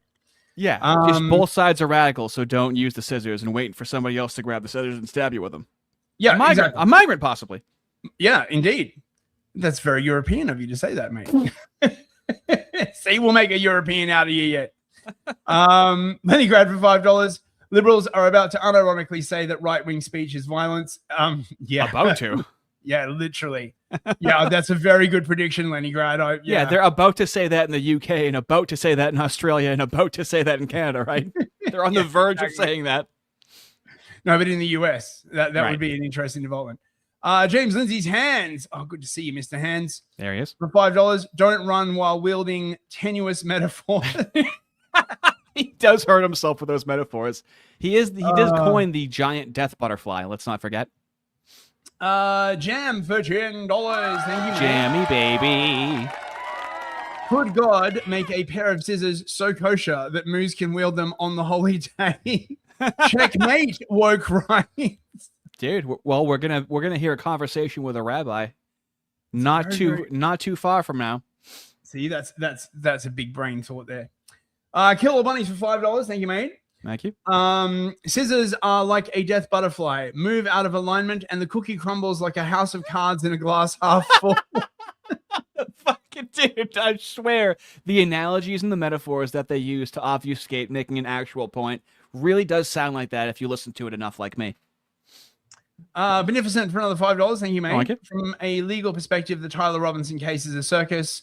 What do you mean I can't cross-examine Twigs? Yeah, we'll probably cover that on the next show. I'm waiting for more stuff to come out. It's like a massive shit show. It's going to be like, he might just get off. And then they'll be like, oh, well, I guess we never know who it was who killed Charlie Kirk. Oh, well, don't think about it like too much. I've intentionally been not looking at it because of the intense amount of speculation with no evidence. The trial's actually started now. I think it's like the pre-trial or whatever. Leningrad for $5. Thank you, mate. Rotund Buddha Lindsay. What is the sound of one scissor blade snapping? The little black emoji meditating. Now that's some Zen shit right there.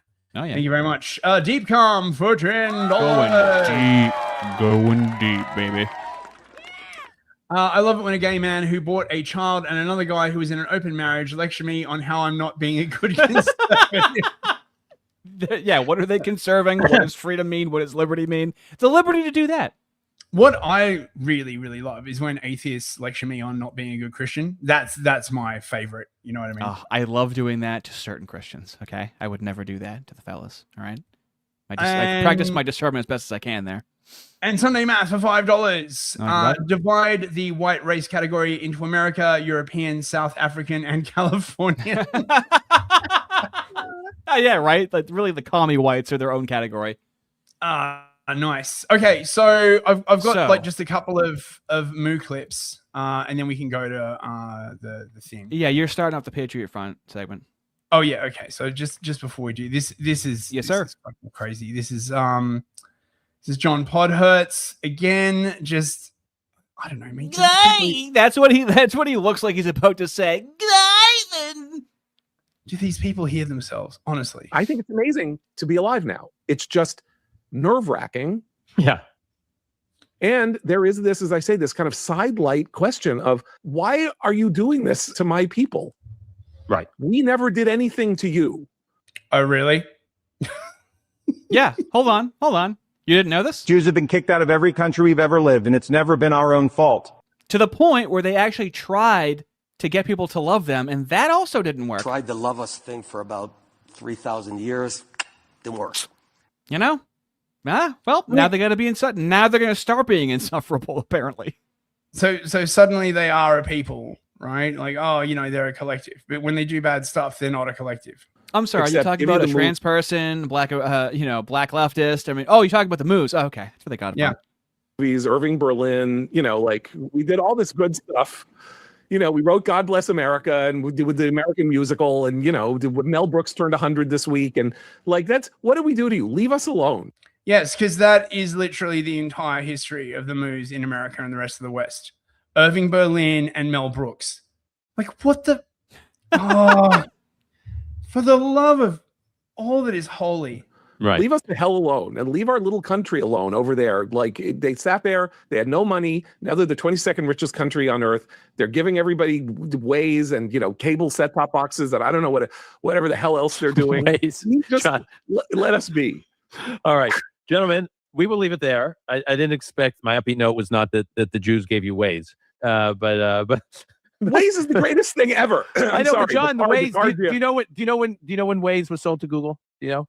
Yeah, like 2000. Yeah, don't mention like the Hart-Celler Act or any of that shit, right? Oh, you know that we gave you like Waze. Yeah, listen, we're still dealing with the consequences of the Hart-Celler Act.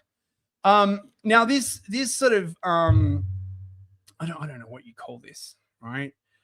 This is like when the blacks, like, you know, took back the N-word. Okay, so this is like this sort of like performative over my dead body resistance. This is pretty crazy. There is a high rise in anti-Semitism around the world, anti-Zionism right now, and all of these things were just building up inside of me, all this anger that I couldn't express the way I wanted to. So instead, I put it into my art. My art has a yellow star, and the yellow star is known for putting Jews to shame. A patch, the Juif, Jude, Jews had to wear it to shame them. That's not the reason. Yeah, but she's reason standpoint epistemology for the W, right? The reason is so that Gentiles could tell who was and who was not a Gentile. This is not about like shame. Oh my God. Called them out for being Jews, and I turned it into my own star of pride. Stand With Us definitely opened my doors to Zionism, which with Zionism came also having to learn about anti-Semitism and minority groups around the world. Being Jewish to me was about carrying on my... Pause it. So that's where that comes from. Now, when she says around the world, she means the West, where the focus on minority groups historically comes from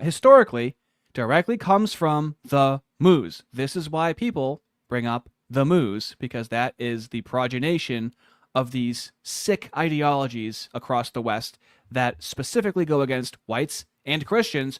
Who else historically would want to go against whites and Christians? Right there. I mean, if whites and Christians become a minority, do you think they'll start championing them now? Then, well, no, obviously not, right? Knowing that my grandparents were Holocaust survivors and that they fought so hard to survive, that it's my job to continue this legacy and continue being Jewish, because it's an honor to me to identify that, and I don't know who I would even be at all if I wasn't Jewish. Whoa, wait a minute. That sounds very culty to me. I don't know who I wouldn't be if I wasn't white. That feels different when I say white at the end. Why is she allowed to say that with the moose? Feels very asymmetrical. Because you're racist and whites are responsible for everything that ever happened in the world. Fuck, still? Yeah, I'm afraid so. Like now, go back to sleep. Hopefully I wake up and it's gone. Now and forever. The Barbary slave trade that the Arabs did, whites are responsible for that. Right? Like, you know, the bombing of the King David Hotel, whites are responsible for that. Everything. You know what I mean, right? The wars in Africa before whites arrived. Guess who was responsible for that? Whites. and this is just a bit of fun. Or wait, I'll save this for the end. Yeah, let me get Scootin'. As a matter of fact. Okay, so now we're going on to the meat. Patriot Front. Yes. Oh my God. Look at that poor woman on a train. Is it a train or on this train? surrounded by a bunch of creeps like Rosa Parks. She's like just looking around. Violence could erupt at any moment. No, it couldn't, right? Nothing happened to her. She got, well, I don't know if she has a home because she's clearly like ratchet. She got to the crack house safely, is what I'm saying, right? Right.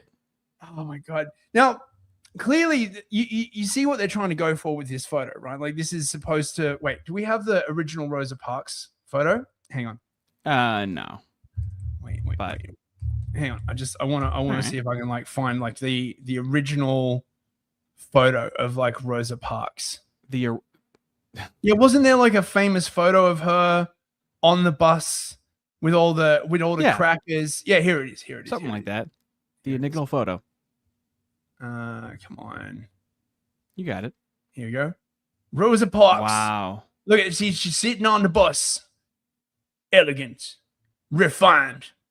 Tired of putting up with all those whiteies around, making her sit at the back of the short bus. She's decided to stand up with the help of her mooish lawyers. So this is clearly like what they're going for, okay? But it doesn't seem to have hit the same bros, okay? Because these people, they don't care about what happened to Irina Zarutska or like any other like whites that got like killed, basically. It's like, yeah, see? Oh, God.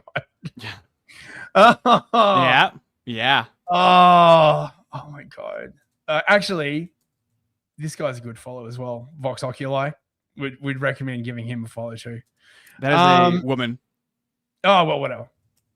So it turns out you're never going to believe it. You're never going to believe this chat, right? This incredibly noble, right? Strong black woman, right? Surrounded by all these racist crackers, who never did anything wrong in her life, right? She's got like an upstanding job as like a NASA scientist, right? You wouldn't think to like look at it, but that's why you shouldn't judge a book by its cover. Yes, she was crop dusting the bus. Yes. Scientifically. Just taking some measurements. It's incredible. So this is not on the same train, apparently, but this is apparently the same We woman. get it. We get what's happening here, you know? I mean... Look at that. Now, can you imagine how much safer it was in 1956 during the times of Rosa Parks when they were, I don't know, afraid, had shame? See, Can we this make is where, blacks scared again? See, this is where your bigotry comes out. Why? I just want to make them Right? scared. I want He them to was be just- terrified of she me. I was want them to just- cross the street when I'm fucking walking, bucko. She was just buying that crack because she was very, very tired after working 2 jobs, right? yes. As a slave for a cruel white massa and studying engineering at NASA. All right, she just needed a little pick me up to get through the day. Don't say Fitz doesn't do his research. It wasn't for crack. It was for indecent exposure. Every exposure with this one's indecent, okay? Oh my God. I mean, she's also got petty larceny, failure to appear. I mean, of course, because they never fucking show up. Destruction of property, a monument. So she's probably like Antifa as well. I highly think that this is like, I mean, it's not that it's a staged picture, but I suspect, I mean, this is Reuters. So I imagine they got someone on the train. They knew Patriot Front would be coming in. They're like, we got to get a photographer to travel with them so that we can get something, you know. Now, lest anyone laugh about the struggles of this brave black woman, here is another brave black woman, okay, to tell you what's up. People, fellas in the chat are going to be like, miscegenation's disgusting, and they're going to feel really foolish after this video, okay? Oh, yeah, absolutely. First, Godspeed to that young woman who found herself in an extraordinary circumstance. Preach, Queen. God damn it. First, Godspeed to that young woman who found herself in an extraordinary circumstance. And when I think about what I feel like I've been trying to grapple with and explain for the last 18 months since the election, or however long it's been, this photo perfectly captures it. Yeah, I mean, imagine having to be around like a bunch of like white Christian men. I mean, literally another shower. You know. Also, while this is playing, if you cover her face and you just look at her arm connected to her body, it actually looks like a black ass crack. That's what I was just doing just then. It's her. She has ass cracks all over her body. Is all I'm saying to you. Just so you know. And for me personally, it's the anonymity that strikes me about this photo, and the uniformity, right? Like the outfits or whatever. But I don't know who voted for who in the election that brought all of this about, or even in the last 10 years. And certainly, sure, there are people who like, you know, have the sticker, have the flag, or the attitude, or whatever. And sure, you can point those out. But when you run the numbers, you can't, right? And that is a terrifying feeling, to be surrounded by this anonymous malevolence. Yeah, man. At any moment, some of these people could be white and Christian. Oh, imagine it. And you can't tell, right? There could be white Christian men in your city right now, going to church, you know, smoking brisket. If only they smoked brisket. If only they smelled like brisket instead of cannabis. Eating cheese, right? Like, oh, for God's sake, fuck off, Brave. And that's what you're seeing here. Anonymous malevolence. Right. So when that's 50-cent words there. When a melanated individual spacks out and hey, stabs whoa, buddy, a whole bunch person of people, shit. Please continue. Is that anonymous malevolence, right? Or is it more terrifying because it's low grade? Like, if you think about it, is it more terrifying because they won't stab you? The general population has been trained to view whites that drink milk and wear khakis as racist. There's been a lot of programming against them. Okay, it's $1 billion industry to make people scare of these people. On the 250-year anniversary of this thing we call the Great Experiment. Yeah. What if we're done being a fucking experiment, pig? Yeah, well, you know, she's a pig. You good? So, okay, this Reuters photo of a young black woman surrounded by masked white supremacists on the DC metro hit something old in me. It took me back to watching Enter the Dragon as a kid. Bruce Lee's sister cornered by men who meant to violate her. What the fuck are you talking about? None of those men is gonna like touch. You like? I know, but this is what the moos do. This is what male moos do. With their fright, them being scared is your fucking problem. With their crazy imagery in their head is now your fucking problem. She fought hard, but there were too many of them standing peacefully on their way to DC. And rather than surrender to whatever evil they had planned, she chose refusal. I remember understanding that in my body before I had language for it. As a black woman, I know what it means to be warm, funny, professional, even charming, while still keeping a part of myself ready, reading the room. You can't fucking read. Shut up. Clocking the threat, staying just warm enough to boil if I need to. That photo captured the feeling perfectly. So she's about to like kick off at any time is what you're basically saying, right? This is like why whites can never relax around you people. The psychology of the chimp. Because the masks were not the threat. The permission was. Take off the balaclavas, put them in vineyard vines, a ghillie, a suit or streetwear. Same anonymous malevolence. What you mean by being on a train with like Can a we whole just bunch of fucking like swing this thing from a goddamn branch again? Shut the fuck. Oh my god. Oh, the self-importance. That is why the election was harm reduction for me. Not because I thought the system loved us, but because I know harm when I see it. Nothing happened to her, right? She got to her crack house safely. Yes. So okay, yeah, give a little bit of this, and I just want to show the different people that have covered it. Yeah, okay. So this is Patriot Front at DC. This is Thomas As you Rousseau. may have seen in the banger intro. Now look, I thought this was pretty damn good, honestly, right? Like, you know, as a bit of a student of oration, I thought this was like, you know, pretty banging. while many are content to celebrate independence on this day. We know what these vapid displays conceal. Our people are not independent. Our destiny is shackled to 100 competing nations imported to this soil, bringing with them countless incompatible interests. Our homeland has been turned into a squalid arena of profiteers and invaders, overseen by a spineless cast of traitorous politicians. We wish for sovereignty and liberty which cannot coexist with the conditions that have been forced upon us. A quarter millennia has now passed since America's violent birth, and nothing I can say will glorify independence more than the blood of our forebears that stains this continent, consecrating it forever with the immortal legacy of the men who died for so noble an objective as sovereignty. Dude, this is American as fuck. Yeah. Right? Like what exactly is the objection here, right? Like that shit is like American as fuck. Well, they poison the well so badly that no matter what they say, well, because the moose will tell you what the left will tell you what he really means by that. Right. Right. Despite the fact that like that is like total patriotism, right? And so pause it real quick. There's going to be criticism of their method, right? They don't like what the flags they're holding up or how they're doing it. They're taking up space. Now, Return to the Land doesn't do this because there's different groups trying different tactics, right?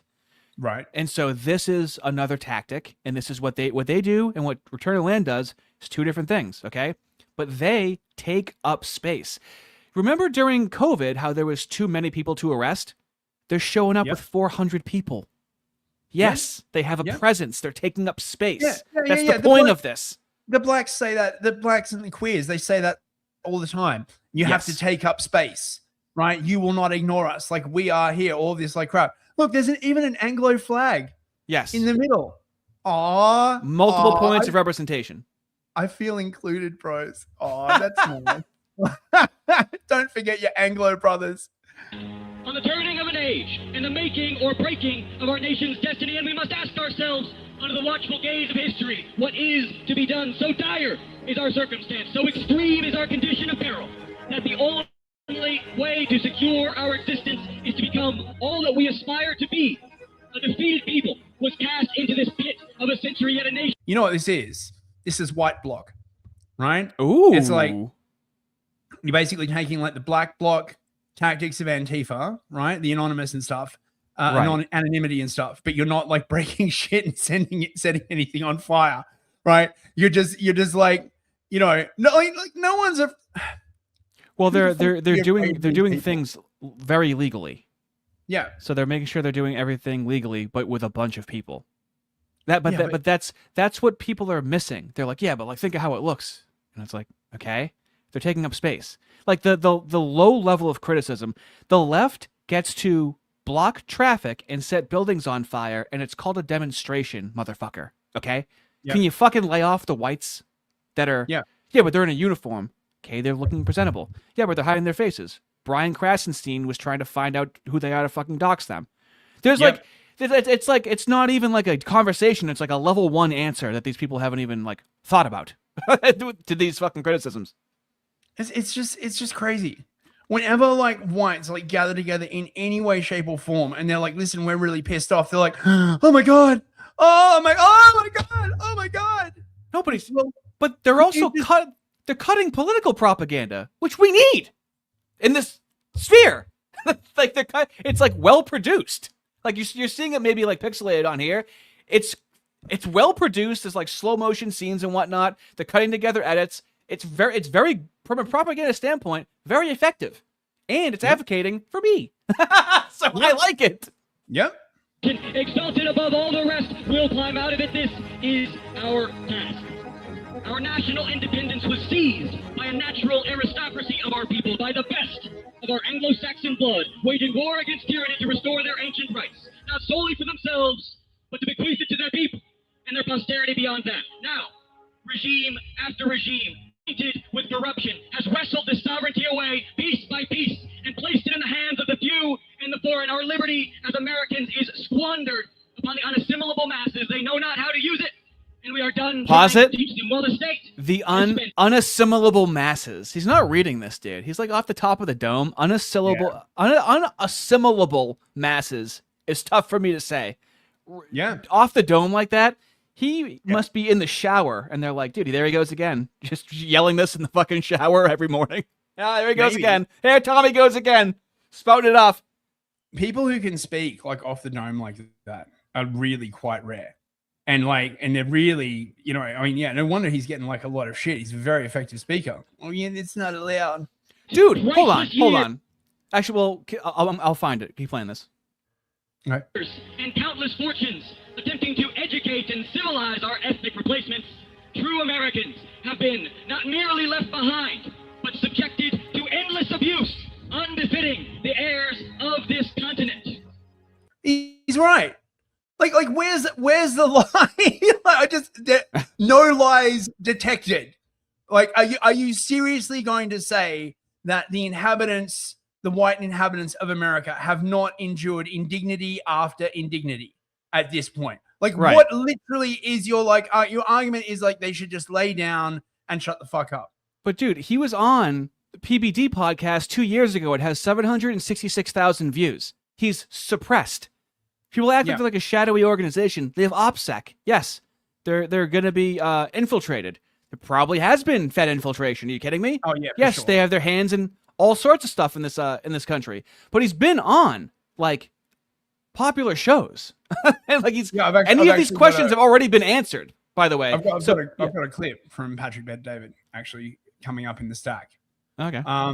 But this is also very interesting. Now, this does not seem very Fedly. Okay. Here's them protesting outside of Purdue Pharma. Now, Purdue Pharma, in case you're not aware, are the people who invented and unleashed OxyContin upon the American populace, responsible for God knows how many deaths, right? How many destroyed lives, owned, I think it was wasn't it owned by one of the Pritzkers? No, that was the Sacklers, pardon me, not the Pritzkers, the Sackler family. And they've basically settled for money, nothing's going to happen to them. Yep.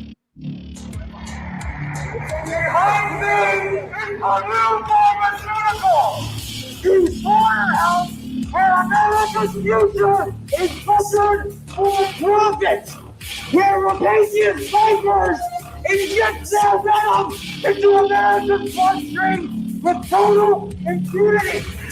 Inside this building, mass murder has been institutionalized for most years of success. Pause it. You guys can do this in the UK, right?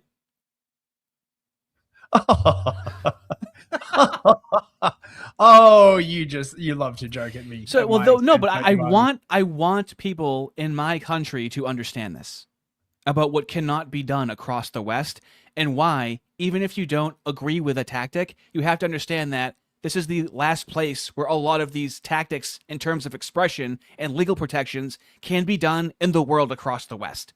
I just want to make that abundantly clear. Yeah. If you're skeptical of it and you would get nuked so hard trying this in the UK. So this is Thomas Rousseau on Patrick Bet David. Nice. Look, I think he comports himself really well. Okay, he looks like a fine, upstanding young man to me. And this is, I guess, Patrick Bet David trying to bait him into Mustache Man posting, and he avoids it beautifully. Think about Hitler. I don't have any necessarily strong opinions on Hitler. I've never looked into him detailed in a historical lens. Really? Nothing I believe ideologically or politically is reliant on him. So you've never studied him? Never studied him, no. I mean, I'm familiar with the events of the Second World War. I think a lot of You ever read Mein Kampf? I have never read the Pause this real quick. But Hey, dude. Hey, Fist. You ever eat shark? No, I can't say I have. I mean, I'm aware that Really? No, hold on. You've never eaten shark? No. Not No, not like grilled? No. Do you see how I should stop asking you questions after the first fucking question and how annoying it would be if I keep asking you fucking questions? Oh, I hate that. Really needling them. I think a lot of people have, but I've never read it cover to cover. You've never read Mein Kampf. Okay. My take on you is you're a true you won't like this. You're a true white nationalist, not in a way that you're a Nazi and you're from that standpoint, but I think you may need to study a little bit of Hitler because. I don't think so. I think. Well, how annoying is that? Okay, well, can you just tell me why? We need the meme where like the sunglasses like drop down. Oh, yeah. On him and it plays like that Snoop Dogg. That's thug life. Fucking, I don't think so. Well, you Hey, should study what? him. Why? What do I need to study it? Why can't you tell me what I need to know about him right now? Oh no, you just got to read about it. What? Yeah, What? yeah. But so important. If it's so important, you should be able to tell me right now. I think. Listen, if you really are trying to do good in the world, which sounds like that's what you want to do, it's important to study history. Sure. Think about Hitler. So if you want to do good in the world, you better read Mein Kampf. What the fuck is this message? I have something that pairs with this just too well right now. Okay, go for it. I also have a PBD. What do you think about Thomas Oh, that Rousseau? sounds Is there any painful. thoughts you have Did you Thomas get some Rousseau? medication? Yeah, I actually. What? That your PBD. Did you get some medication for it? I hear that's like quite nasty. watched your show. What do you with think about him? You know, I think So he's asking Nick Fuentes about Thomas Rousseau. he's very disciplined also, very composed, very disciplined. But I just don't like that type of activism. I don't know how productive that is. What did you disagree with him on? You know, he is a ideological racial. Oh, wait a minute. List. Okay. And I believe that goes too far. I'm a Catholic. I don't know what his religious views are. I think there's a tendency from some white nationalists to idolize race. They believe that race is the highest virtue. This is 10 months ago. As a Catholic, I do believe there's a universal community of human beings, that we are all human in a fundamental way. And although I do believe that race is real, I also think we're all humans also. So I would say he's more racialist than me. And I also think that from an ideological point of view, from a professional point of view, I just do not support that type of activism. He doesn't support that type of activism. I am done with the Groypers. The stream tomorrow might be about this, about the Groypers talking about the tactics of other people that are pro-white that they never seem to support. Here's Nick Fuentes, January 6th. Keep moving towards the Capitol. It appears we are taking the Capitol. Taking it over. Keep marching and don't relent, never relent. Keep marching. Don't relent. Never relent. Yeah! But maybe they're going to do it legally, right? Break down the barriers and disregard the police. Break down the barriers and disregard the police. I am done with Nick Fuentes and the Groypers counter-signaling pro-whites because they don't like the tactics they fucking use, dude. Shut the fuck up. These provocative marches where they're not getting in people's faces, but it is intended to provoke. It is intended to be transgressive, and I don't know how much I like that. He was also interesting to get to know, and he was very good in the way he communicated. His style is very different than yours. He's very, the way he speaks is more here. You're more animated. You have a very smooth style of delivering your message, but I actually wanted to know this guy to see what drove him. Your opinion of me. I'm Middle Eastern, married to a white girl, okay? I'm from Iran. Christian guy, mom's a Christian, dad's a Christian, mom was a communist, dad was an imperialist, went to Germany, refugee camp, came to the States. Do you think there should be more opportunities of guys like me to end up here? Or do you think it's better off for America, purely based on odds, to minimize more of me coming to America? Now, mind you, before you hear this answer, this is from 9 months ago. Okay. So, people are ankle biting him, turning their back on him, or it could be his answer to this question. Well, I think that the most important thing to consider about immigration is it's just the volume. It's the numbers. I don't have a problem in principle with immigration at all. If we brought in 1 million, or maybe not 1 million. Okay. Uh-oh. If we brought in 1 million of people like Patrick Bet-David, well, hold on. Not 1 million. There's already 1 million a year, right? So what lower number is he okay with of people like Patrick Bet-David in the country? Maybe like, 50,000, 10,000. But if we brought in, let's say, 300,000 people. 300,000. Oh, boy. Okay. I don't know why people had that much of a problem. Wasn't Fuentes complaining that they're not deporting, Trump's not deporting enough people? Yeah. Okay. Yeah, but he's also talking about he's fine with bringing in 300,000 Persians? People every year that are like you, that are intelligent, that are productive, that are going to be generative. I don't necessarily have a problem with that in and of itself. The problem is that for 30 years, we bring in 2 or 3 million people per year. The foreign-born population has doubled. Oh, I just love it. And how much do I love it? Well, he would do Patriot Front better, Nick Fuentes, okay? The level of counter signaling. Now, some grippers are going to show you the nice things he says about Patriot Front, okay? To which I respond, you can talk about not fucking a kid 1,000 times, but you do it one time and be fucking critical of you, okay? You can say all the nice things in the world. I'm looking for the counter signaling. JF sent $10. Just shut about up. that neo-fascist comment the other day. I was trying to segue into the Patriot Front. Do you think they're based or cringe? They certainly go outside more than the average groiper. Love your show and what you're doing. You're the realest nigga I know. They go out in costumes. That's the difference. When groypers go out, they go out and they look like normal people. They don't go out in costumes with shields. Why did the groypers think there's like a positive sentiment about them in society? That is not the image that somebody has of a groyper. It's almost trans in a way, where they're like fat, blue hair, and they're on like hormone replacement therapy. And everyone sees a guy, but they see a hot lady. I just would love to see this anyone's perception of a groiper being this. It's mysterious to me. They don't have their name on a list. And you know what's so funny? If I did Right, they're just infiltrating the government, but also their names aren't on lists. Very interesting. I could start up a group like Patriot Front, and it'd be bigger than Patriot Front. The difference is I would be putting everybody involved in harm's way. I could tomorrow... Okay. I'm a new guy to this. In terms of white collectivization, it is voluntary participants that understand the risk that they are taking. He thinks everyone's too stupid to make a decision for themselves. Right? Return to the Land, Patriot Front, they understand the risk to joining. Look, the thing is, I think like Nick is still traumatized by the cancellation. Okay, like fair enough. Okay, but sure, if you just accept that the cancellation is going to work every single time and Yes. you don't stand up to it, then they just have carte blanche. Does Nick seriously think that all the groypers are going to like get into the government and they're going to dismantle the cancel machine? How organized does he think they are? Do they seem organized on the internet, Fist? They Like- ever like come what? off as an organized people? What, they're going to like pass a bill that's going to like outlaw The canceling Groiper people? bill. I don't fucking... Yeah, right? And Come on. Now I'm going to cap this off, and then we're going to read Super Chats and move on. This is Okay. just classic. And here No, we man, go. if Antifa were marching down the streets and they were waving the banner of Benito Mussolini or Francisco Franco, I'd be joining them. Oh! Frankly. If Antifa was waving... I know this is old, Nick Fuentes fans. I know it's old. It's just funny to hear. the banner of phalangism, if they were waving the banner of Franco and they were saying, Catholic fascism now, I would join them. I would become a part of Antifa. I would welcome Antifa. Yes, take over the country. Storm D.C., take over the Capitol, raise the banner of Mussolini and Franco and, some notable... His rhetoric seems to have gotten a little softer than it used to be. For some reason, Yeah. people are critical of that. But let's read some Super Chats. Okay, wait, before we do, Yeah. I've got like a couple of things.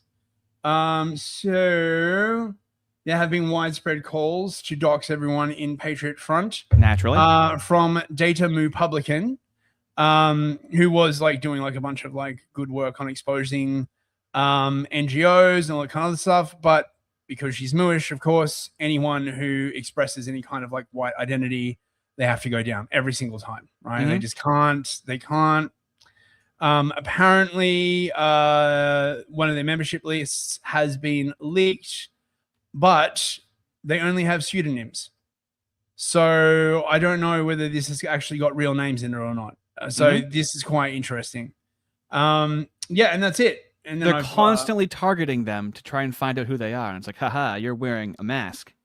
Yeah. Yep. And it's Yep. not because like a random person. It's like, people of influence, the government, like, powerful people trying to find out who they are.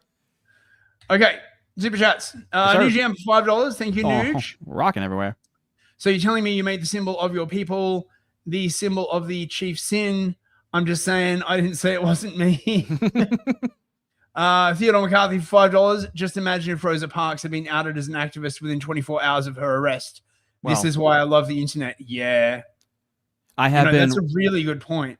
I have been reliably informed that her name is Rosa Farts by NXR Studios. Just so you know.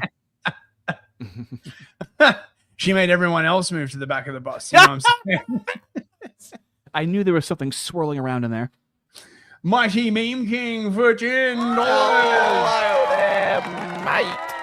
Look at him go. Patriots could be here, she thought. I've never been on this train before. There could be patriots anywhere. The cool AC felt good against her bare ass. I hate patriots, she thought. With a train, you can go anywhere. Fucking narration. Oh my god, dude, that worked out so well. Oh, hilarious. Hilarious. Airworthy for $10. And worthy he be. The worthy sea dog. Yarr. I first learned about Patriot Front from an HOI4 mod. I can see the Fed vibes from them, but every time they're on a subway, the gems flow like water through the buffalo. Well, I mean, what are the Feds gaining when they do that? Yeah, see, if we're like, yes, awesome, cool. All right. The Feds would want them to be like Blood Tribe, basically, right? They want them like Chuck and the Roman. They want them like, you know, all tattooed, looking like crazy. The Feds would want them surely like at least carrying weapons. I mean, I just don't see it. What I see is that they look like they are organized scrupulously within the law. So yes. they probably know that they've got Feds infiltrated, and their way of dealing with that is just making sure the Feds literally can't get anything on them. You know? Yeah, I mean, from feedback that I saw, now these are comments, this is speculation, but there was people saying that they tried to join, and it's like much more stringent to join than RTTL is what it seems like. Like you can't, from what I saw 3 different accounts of people saying that they ask you questions about political violence, and if you say yes in any capacity, even defensive violence, they don't let you in. So it seems like they are very, very strict with the people that they have coming in because they've been targeted. He's been doing this since he was 18, by the way. This is like he's been doing this for over 10 years. Wow. Actually, Fuentes for 10 years, Thomas Rousseau for 10 years. Kind of different, you know? Interesting. Lenny Grab for $5. Thank you, mate. That was the safest subway ride she's ever been on in her life. As always, racism is very safe. Yep. Zafari, hey, what's up, my ninja? Zafari, man! Good to see you, mate. I did engage with the meme of Patriot Front being Feds years ago, but now I am annoyed with the right for counter-signaling any attempt of basic organizing. I want to make a video about it or something. You should, man. You should. I mean, well, it is frustrating because then you realize, like, when can the right actually, like, you see what the left can get away with in terms of destruction and whatnot, and then the criticism for the right is that they're wearing masks. I'm suspicious of them. I don't like how they look. I don't like the flags that they're holding up. It's like, okay, those seem like minor disagreements as opposed to structurally burning down hundreds of buildings. I mean, like, but it's like being in like Sarajevo, right, during the Bosnian War, and being like, huh, those people are wearing like bulletproof vests. Like, well, yes, of course they're wearing bulletproof vests. Like, you know, like you're walking down Sniper's Alley, you know, like, oh, why are you wearing bulletproof vests? Because, and have you noticed that a lot of people are talking about them?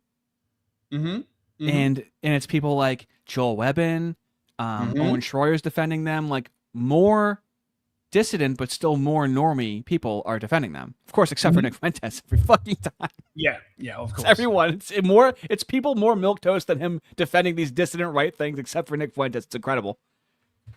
Airworthy for $10. Mighty worthy. Yar. Thank you very much, Captain Worthy. The different flags they have remind me of the 3 flags in St. Petersburg of the monarchy, the USSR, and modern Russia. It shows that they care about the history of our people and care about the history that our people and our country came from. Oh, that's very interesting. Yeah. Yeah. I like that they're rocking an Anglo flag. That's awesome. Beneficent for $5. I will be blunt. I worry that Patriot Front is a Fed op. Message aside, there's a lot of context about this group that makes me nervous. January 6th vibes. Yeah. This is perfect. Perfect. I love these comments. Okay. I get comments like this all the time. Have you noticed that on one hand, I'm not counter signaling. On the other hand, I'm not saying they're not Feds. Don't call them Feds. Right? Yeah. I'm fine if you have that opinion. You're exhibiting discernment and you're skeptical. Sure. But it just makes sense to like, what if we find out that they are Feds? I'm like, can I be a Fed? Is that what we're doing now? Is that what Feds are doing now? Like, Okay, Yes. they probably have some sort of infiltration. It's probably sketchy or anything like that. But thinking politically, like the left politically will take any dumb, dead, smelly black body and fucking rally around it. Okay, I have no Yep. problem rallying around this, even if there's feds near it or in it or around it. Yep. Leningrad for another $5. Hey, Leningrad. Well, mate. I understand being hesitant about these guys, but the libs are grasping at straws. Yes. To go after them for assembling while white. Yes. The This most is making dangerous sense. kind of assembling, being white and not being able to be immediately doxxed. It's clearly a war crime. Yeah. Right? Mr. Rich Low Pitch for $5. Cool name, man. Hey, those symbols on the flags kind of look like the symbols on either side of the American flag in the House of Representatives. Wonder what they are called. I don't know. I think it's like racist to know. A rat named Mouse for $5. The Uh-huh. H-Man. I don't know much about him. I was a horrible student and I hated history. Shut it down. Shut it down. Yeah, I don't really know about him. Leningrad for another $5. Wait, we better give him a share. Leningrad's been Yes, sir.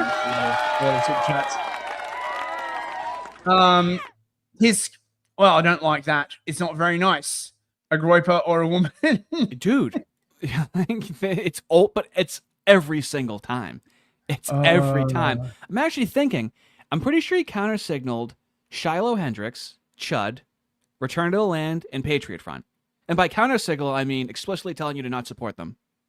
Not What just the fuck exhibiting was his- criticism. What was his beef with Shiloh? Do you think he supports that kind of behavior? He shouldn't just walk around calling people the come N-word. on. That doesn't make us look very good, you know? Says the guy that was telling people to ignore police. Go into the fucking Capitol building. Yes, because if we look good enough, the left will like accept us into their open arms. And But it's knife us in every the single throat. time, right? Come on. Killer bunnies for $10. Fuck these bunnies, motherfucker. No, but Ardy, Nick is a white nationalist again and always was, except those years when he wasn't, between when he was. Seriously, haven't you watched thousands of hours of his streams? This person clearly has listened to me talk to a couple of groypers, okay? Because this is what the fucking conversation is like. Yeah, right. They're being remain nameless, okay? But it's on my channel. That is unironically the argument, and is very frustrating to have. Safari again for $10. Nick Fuentes is so scared of IRL work and collective action that he and his cult hide it behind tactics. I don't like Patriot Front's ideology for obvious reasons, but I would never crap on them like this. Yeah. Well, yeah, right. You understand what they're advocating for and why. But nobody understands what the groypers are advocating for and why. That's the frustrating part. It's queer. You try arguing with a fucking gender theorist, okay? Nothing means anything. It doesn't make any sense. It's all platitudes. CSI for $5. Hey, CSI. No, bro. That's some very Trumpian rhetoric from Nick there. Their organization is garbage. I could build a better organization. Some would say the best organization. I mean, how is it not that? Exactly. And Beneficent again for another $5. Thank you, mate. My concern about Patriot Front is that it's an astroturfed dragnet.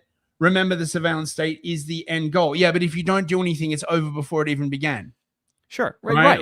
Like you all, I'm pretty sure all the people at that march know that they could have their lives destroyed. My guess is that they probably already have parallel networks to help people when they get fired from their jobs and stuff. This tactic only has maximal effectiveness when you only do it to a few people and no one sees it coming.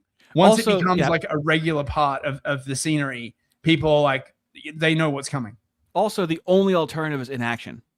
Yes. They have a wealth of strategies to left that they get to try. So don't the moves. And then the dissident white wingers are always we shouldn't do it that way. We shouldn't do it. Let them try.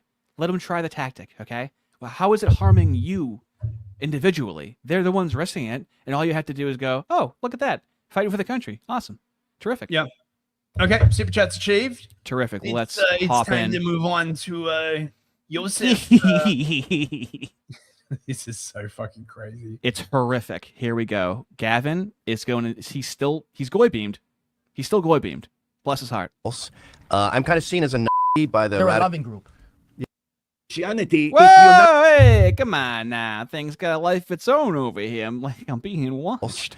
I'm kind of seen as a by the They're a loving group. Yes, I'm seen as a by the radical left and a Jew lover by the radical right, which I think is a good place to be. Which actually makes you a moderate. Yeah. So when people point to moderates, they can use Gavin McInnes. They push and pull you until you're in the middle. Okay.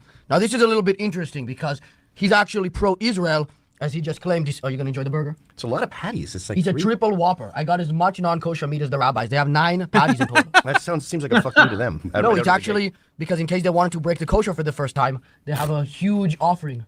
Okay. We're trying to bring them to the light side. But Gavin here, actually, he's pro-Israel, so we can... Yes. You notice how this is set up to look like The Last Supper, right? By Da Vinci? Is it on purpose? Look at how the Yeah, fries it is on purpose. are meticulously set up too. See the Jew to Matan's left. Yeah. And how he's constantly leaning towards him. Yeah. That's Oh like my. it's definitely meant to. As we're watching this, should you pull up the picture? Yes. Yeah. Yes, So I'll just play it right now.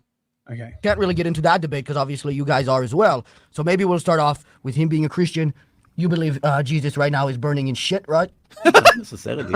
Maybe. Not necessarily is his fucking answer, dude. Not necessarily. Not necessarily. How mooey is that fucking answer? Look at his face. I technically didn't say yes. Seaman? I have nothing personal against Jesus. I'm just speaking, what's the real religion of God? Is Yeah. it Christianity or is it Judaism? Ah. Once you Didn't prove say the no. point, then it's not relevant anymore. But a lot of rabbis, I think including you, say that he's burning in excrement, right? Well, that is not the only Jew that has to be judged for certain things he have done. Ooh. That's not a no again. Okay, so hang 2 on. opportunities for a no. So okay, you can see here, right? Yes, sir. Last Supper, right? You can see. Oh, fuck, hang on, wrong window. You can see why I think they're deliberately going for this. Okay, it's not quite as many people, but you see Matan's what- quite an artist, though, isn't he? Yeah, I reckon it's deliberate. Yep. Very cool. So when the Jews follow the Torah and they live according to the divine laws, they get rewarded. And if they do the opposite, they get punished. And it applies to everyone equally. So what will I be burning in? You don't want to know yet. There's a lot of You'll controversy. find out. You'll There's a find lot out. of controversy I'm so about that excited. quote. You'll find out. That people say it's not necessarily Jesus. And also, I think the Goyim have to understand that the Torah is 600 years of podcasts transcribed. So Gavin's going to sweep for the Torah right now. It breaks my heart because He means the Talmud, by the way. Right? I think I'm further white than Gavin McInnes. Okay, but he's been such an influence in my Gavin- life, but I have to drop him off. Gavin is talking about the Talmud. Okay, Right. right. Oh, is- yes. So technically, the Torah is like the whole oral law. Okay, so it's like the Tanakh, which is like the first 5 books of the Bible, and the annotations, and then there is the Talmud, which was written 600-700 AD as a sort of collection of all of the oral law that was basically put together because they didn't have a temple anymore. And all of the stuff in like the original Torah, in the original Bible, they had to have a temple to do any of this. So all the stuff in the Talmud is a later tradition, but I have noticed the Moos like to do this. They don't like to mention the Talmud because they know it has so many negative connotations. So they will say the Torah as in the entirety of the sort of original oral law. But what they really mean is in terms of like volume, they're talking about the Talmud. Just saying. It sounds like you're talking about how to communicate with a woman when she says something, and you have to know what she really means. It really is Yeah. the ultimate female. I'm energy. not trying to be unfair. I'm not. You're like, being descriptive. Oh my god, like the sneaky moves. I'm just saying, right? Like I have noticed this, right? They don't like to mention the Talmud, Yes. because then the Gentiles, they get all like uppity because there's some stuff in the Talmud that can be, how do I put this delicately, taken as though they're not very sort of appreciative of the Gentiles. For good reason, by the way, right? I'm not saying like everything that the Gentiles has done to the Moos is like awesome. Yeah. What I am getting at is that there is an irreconcilable conflict Yes. between the Christian Gentiles and the Moos. There's no way around it. Like they try and like paper it over. But one or the other group must be dominant. You cannot split the difference between Christianity and Judaism, no matter how hard you try. Right. Sorry, go ahead. It's 600 years of conversations. So you're going to find some saucy stuff in there. Saucy. If you were to go through 600 years of Joe Rogan, you're going to find some rough stuff. But you could go through 1 hour. It's a myth that Jews think that Jesus is boiling an excrement. No, that's literally what he thinks. I saw a video of him saying that like a couple Do you months really ago. think that Jesus is boiling an excrement? This happens to Gavin over and over again when he talks about the moons. Every single time. He tries to enter with an open mind and they're not really saying that. And it just blows up in his face at least 2 distinct times I can think of. He was talking to, I made a video about it. He was talking to Nick Fuentes and he called up his Moo friend and his Moo friend was like, no, Nick Fuentes is right. This is what a lot of us think. He's like, fuck you. You're the wrong Moo to call. So how does Joseph respond? What? How does he respond? How does Joseph respond to this accusation? I don't know. I'm not got to know that. But I can tell you one thing. It's a trick now. Now he's tricking us. No, I want to tell you one thing that you should know. Yes. We're not arguing about an individual. We're arguing if the New Testament is the book of God or not. I had a famous debate with a Christian professor, 3 hours. Please watch it. Debate Judaism versus Christianity. You'll get the answers to all your questions when it comes to which religion is the divine religion of. The trust me, bro. It goes to the trust me, bro. I had this 3-hour debate, and I love how close to his face Matan's eating. By the way, it must be so obnoxious to be on this show. Right. Okay. So he dodges that question. May I provide a little context then? Okay. Absolutely. So the story in the Talmud that Matan is referencing is the story of Onkelos. Now, Onkelos engages in necromancy and summons a bunch of like people from the dead to question them. And I forget exactly who the other 2 people are. But when he summons the soul of Jesus, and the Miz will say, "Oh no, it was just some other carpenter from Nazareth." From Nazareth. Right? Okay, yep. Yeah, the Nazarene. Hey, look at me. All right. He says, "Oh, woe is me. I'm boiling in crap, and no, I'm in hell because I was a sorcerer and I deceived the people." Now, this is very important to understand from the Mooish point of view. Jesus was a con artist. None of the miracles were real, and he just scammed everyone. This is very, very important. He couldn't actually be the Messiah. This is the fundamental divide between Christianity and Moodyism, right? Christians believe that Christ was the incarnation of God and that he did perform miracles and he was resurrected. The Moos believe that this was all a scam, which of course they would believe because they're so good at scams. So anyway, go on. We're going to go to a little more Or to a forward. Jewish mother, you are Jewish. I wasn't, but let me ask you a question. I heard that you say in a lecture that if a Jew does not keep Shabbat or doesn't keep kosher, he is then a goy. Absolutely, that's the law. So then I am a goy. Absolutely, you are. Yes. Okay, so right now, I do love his energy. I gotta say, very much a goy seems like a person right now, right? Someone they call a non-moo, right? In the specific circumstance. Okay. Can I? How did on that? Matan, let me explain that. You need 2 conditions. First condition, you have to be born to a Jewish mother, and also you have to keep the covenant, which is the Sabbath. You understand? So you can't convert to Judaism. You sure you can convert. But if you convert, your mother wasn't converts Jewish. every year. If you convert, then you automatically become a Jew.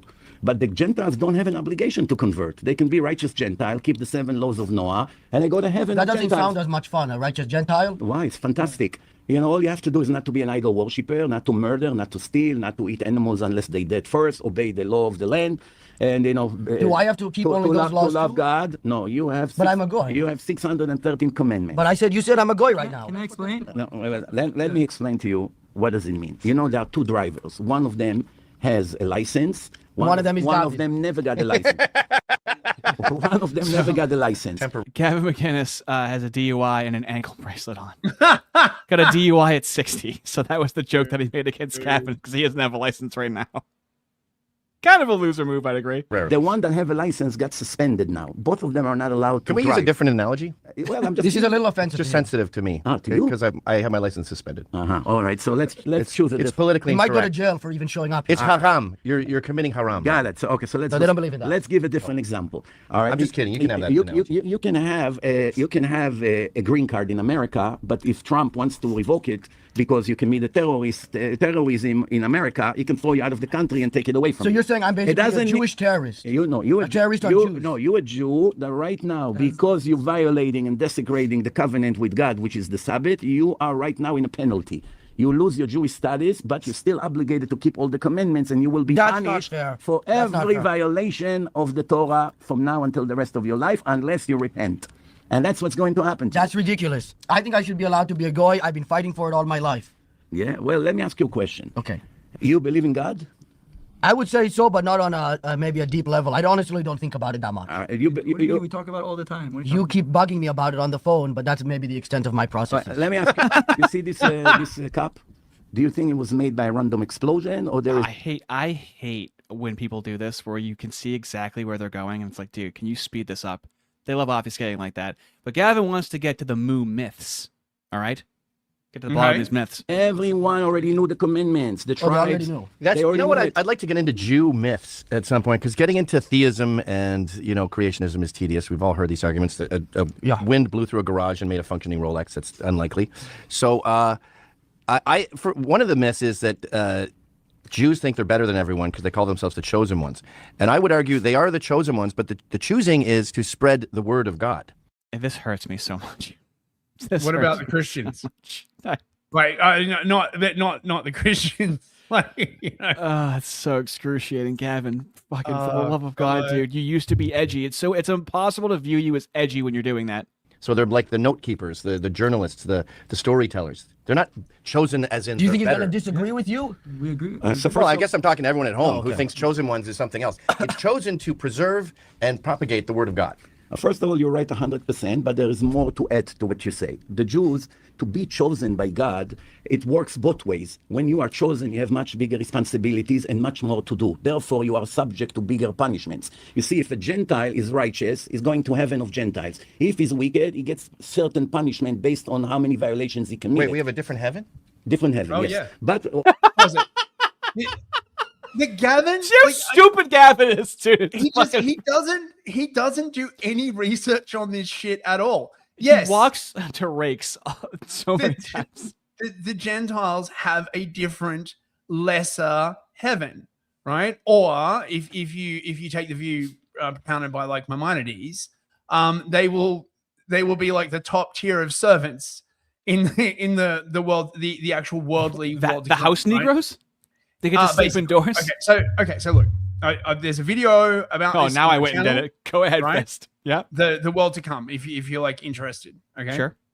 The world to come is either, depending on which Mu is talking, a actual earthly paradise, in which case it will come about after the Messiah returns. Hold on, someone said segregation. Maybe it really is heaven. I'm sorry. Go ahead. I'm listening. Right. After the Sanhedrin is like reinstantiated and like there are Moorish courts in every single land and every Gentile is under the courts that decide the outcome of the Noahide laws. And by the way, I want to point this out, okay? The Noahide laws seem very, very simple until you realize that their interpretation is going to be through a Moorish court. Mm-hmm. Okay, so you've got to keep this in mind. So when like the first one is like, don't be an idol worshiper, who decides who is an idol worshiper? The Moorish judge in the Sanhedrin that controls your country. That's how that stuff works. And so there's the idea of the worldly earth to come, which is like an actual state on earth. And then there is the idea of the sort of transcendent world to come, which is sort of more like the Christian heaven, sort of. It's a bit vague. Mm-hmm. Excellent. Now we can move on to the clips that you had sent me. So this is what this is going to be covering. Okay. You go to hell. And that shows you that it's fake religion. Are you playing a character? Okay, well, anyways, you keep saying this thing about... We don't force response. Fucking Matan asking him if he's playing a character is fucking so good. Responsibility. Hold on. Can force You responsibility. keep saying this thing about righteous Gentiles. Do you even believe these exist? Absolutely. Okay, I speak well, about it thousands of times in my lecture. Because here's an interesting clip I think we should go over. 6 billion idol worshippers who makes God angry every second of their life. Indian, Chinese, Japanese, Tibet, Nepal, Thailand. So many. India alone is 500 million. China is 2 billion. So many. 2 billion Christians, which are 2 idol billion? worshippers. Hold on. Between China's Chinese, a billion at Indian, best. Hindus, Buddhists, and Christian, at least 6.5 billion people are idol worshippers that, according to the Torah, do not have the right to live. Idol worshipper, goy, it's And death Jews. penalty. Not only Jews. Even a goy who bow down to an idol, who believe in JC, deserve... JC? Yes, JC, Gavin. So how many Yeah. of these righteous Gentiles do you really think exist? Because right there you said there's about 6.5 billion at least just on a low estimate probably, that don't. Do you understand what it means an idol worshiper? Oh God. Well, I Bowing mean something down- different to you than me, Okay, probably. all right, let me explain. Just give me a minute to explain. Matan goes, probably means something different to you than me. Like, he's so fucking aware of how this guy communicates. I love it. And he keeps trying to nail him to a wall. This is He probably the most means- constructive conversation with a moo I've ever seen. He means the Christians, is what he means. Right? If you worship Jesus Christ, you're an idol worshiper. If you genuflect to the cross, you are an idol worshiper. If you venerate an icon, you are an idol worshiper. Ooh. Right? You can't get around it. Right? It is explicit in this. This is why Christianity and Moodyism cannot be reconciled. Why? Because he has to call him JC and won't even say his name? Yeah, well, precisely.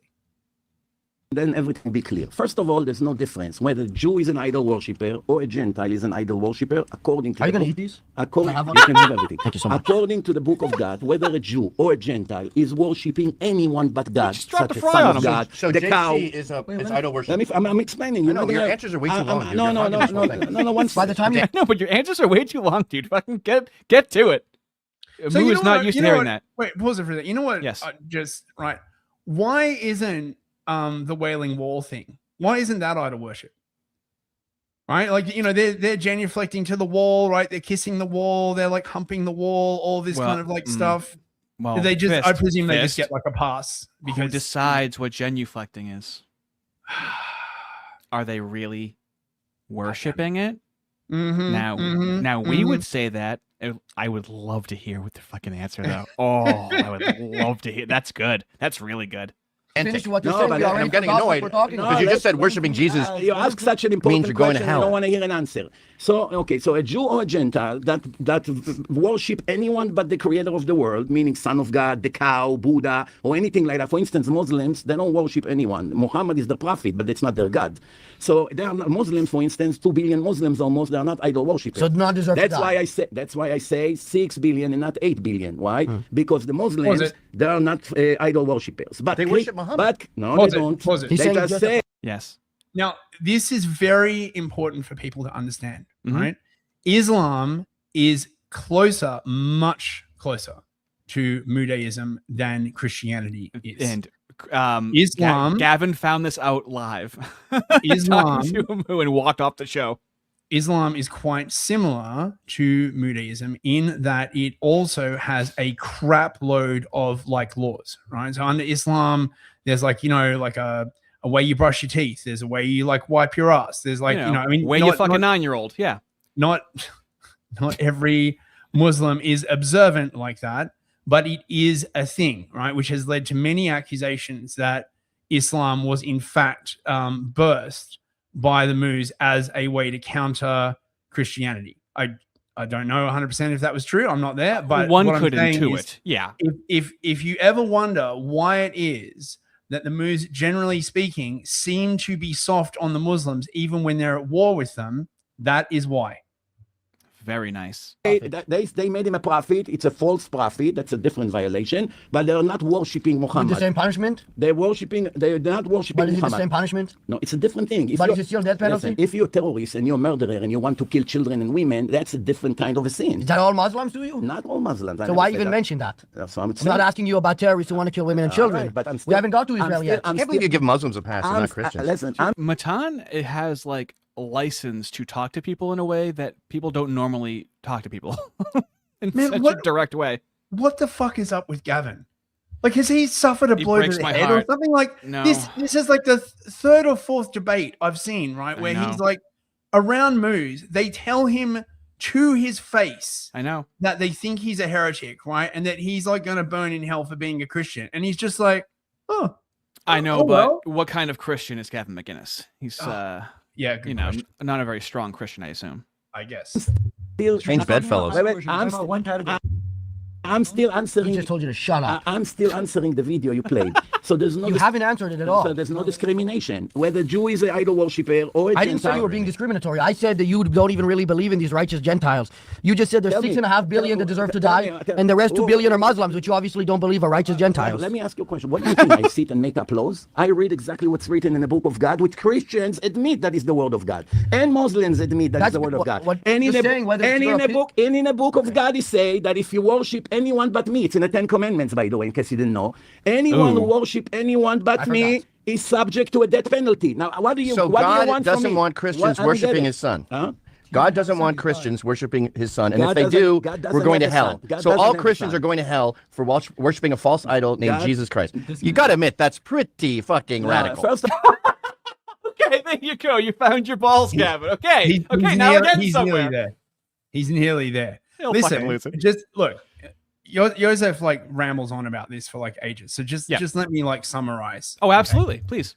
Okay, so Joseph basically says, yes, 6 billion people are condemned to death, but because we don't have the temple, there's no one that can sentence them to death, right? Now, what he's talking about is the Sanhedrin, right? Which is the sort of, it's like a temple court, essentially, right? It's like a group of like highly learned moos, right? That come together as a court and they pass judgment, right? This is, by the way, why they do the kind of like shit that they do to people, because it's sort of like ingrained, okay? Yeah. And if the Sanhedrin were reconstituted, then they could sentence all these people justly to death. Now, I want to point out that this is the kind of situation that existed when Jesus was in Jerusalem. Literally every, like, breach the law at all, death, right? Heresy, death. Theft, death. Any kind of like, going against the rabbis in any way, death, death, death, death. Every single transgression of the law is supposed to end in capital punishment. Now, in my opinion, that's one of the big things about the stories from the gospel is Jesus pushing back on that highly barbaric and exploitative system. Yep. And that's the kind of system you're going to get if these people get into power and reconstitute the temple. Just fucking saying. Faith, and we're not going to get to objective truth here. All right, let's move on. Let's move on. Watch my debate and you change your mind about it. Okay, All right, let's this just get to the question, debate this then question and is leave. mostly directed to the rabbi, and then I'm sure it'll start another debate. Is it true that technically every goyim deserves to die for stealing even the smallest thing? Okay, one of the 7 laws of Noah. No, just give me an answer. I'll go. Yes, no one does this enough to Moose. Whole lecture. That's the answer. One of the 7 laws of Noah, who apply to all people in the world, is that stealing is subject to a death penalty. Okay. But however, we do not have any executions. The only I'm not asking if we execute it. I'm asking if they deserve it. Got it. So I think you should be executed. You know why? Because you just stole my heart. Shut up, Gavin. Oh, I used to watch him every day, Fist. Do you understand that? Do you understand how many things I used to enjoy that I try to hang on to, and I can't hang on to them anymore? I feel like I just beat my dad in basketball for the first time. He really is human. So do you understand what I'm saying? God said for violating the 7 laws of Noah, there is a death penalty. However, the only one who can execute that death penalty is God himself. Oh, okay. That's why so many thieves out there are still running and kicking, and Because he's none an of them underachiever. died. You understand? But their time will come. Some of them have died. In the end, everyone will get what they deserve. You cannot run away from the divine justice. Okay. Gavin McInnes, again, a question for you. Gavin McInnes. McInnes. It's a hard C. McInnes? Yeah, there's no G's. Okay. Gavin McInnes. So the answer is yes, by the way, right? Deserves to die. It's just that we can't. Yeah, do yeah. it, but deserves to. He is dodging around the issue, which is and saying like, oh my God, it's only like God that metes out that justice. Well, that's not true, right? Under the Sanhedrin, people were sentenced to death all the time for stuff. Okay, like he is being very, very shifty in his answer, in my opinion. Shifty? How dare you? Yeah. The Torah. So remember, we have he's called. So Matan is a goy, right? We already heard that he's confirmed goy. Now, if a Jew is a murderer, or if a Gentile is a murderer, it's a death penalty to both. If both of them are idol worshippers, it's a death penalty to both. And do they go to hell? Yes, the Jew will go to his hell, and it's not the that boiling Gentile will shit go to his hell. Yeah. He goes to his hell. He goes to his hell. Notice the way Joseph is basically trying to pitch it as though it is God that delivers this justice. Okay, so if someone is a murderer, they're not taken before a court. God just like spontaneously strikes them down. Yeah, how could that possibly get abused? Yeah, that's not how that works. I bet you any freaking money that if we were actually living under that system, right? You go before a court, they'd sentence you to death, and then they'd be like, "Oh well, it's not me sentencing you to death; it's God that's doing it." You know what I mean? Like, Yeah, they put they put the knife in the chicken's hand. Yeah. It's like, oh yes, this is our executioner, but like actually, it's God like killing you. Like, come on. But you understand? So the prefer fact that boiling you're fire. trying to describe that we are the fact No, that, thank you. The fact that you're thinking that I'm trying to put the Gentiles down or this. First of all, the word goy in the Torah means a nation. And there we go, right back to nation. You know, we're right back to the beginning. We keep going in an Ouroboros circle, so to speak. It's not a bad It means word. non-Jewish. It means non-Jewish. Yeah, the nations that are not Jewish. I'm not criticizing Christians. I just want you to know your religion is made up and you're going to hell for worshiping a false idol. No, wait. What the hell? You're not listening to me. It's not what I said at all.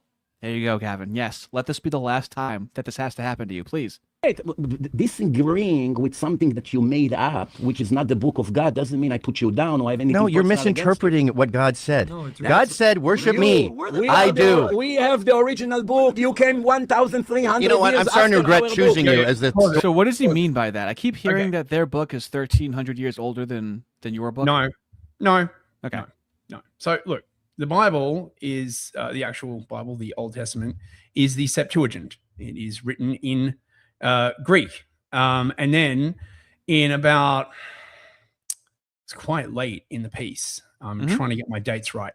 Not a problem. Basically, the Masoretic text was reconstructed. When people talk about the Hebrew Bible, that's what they're talking about.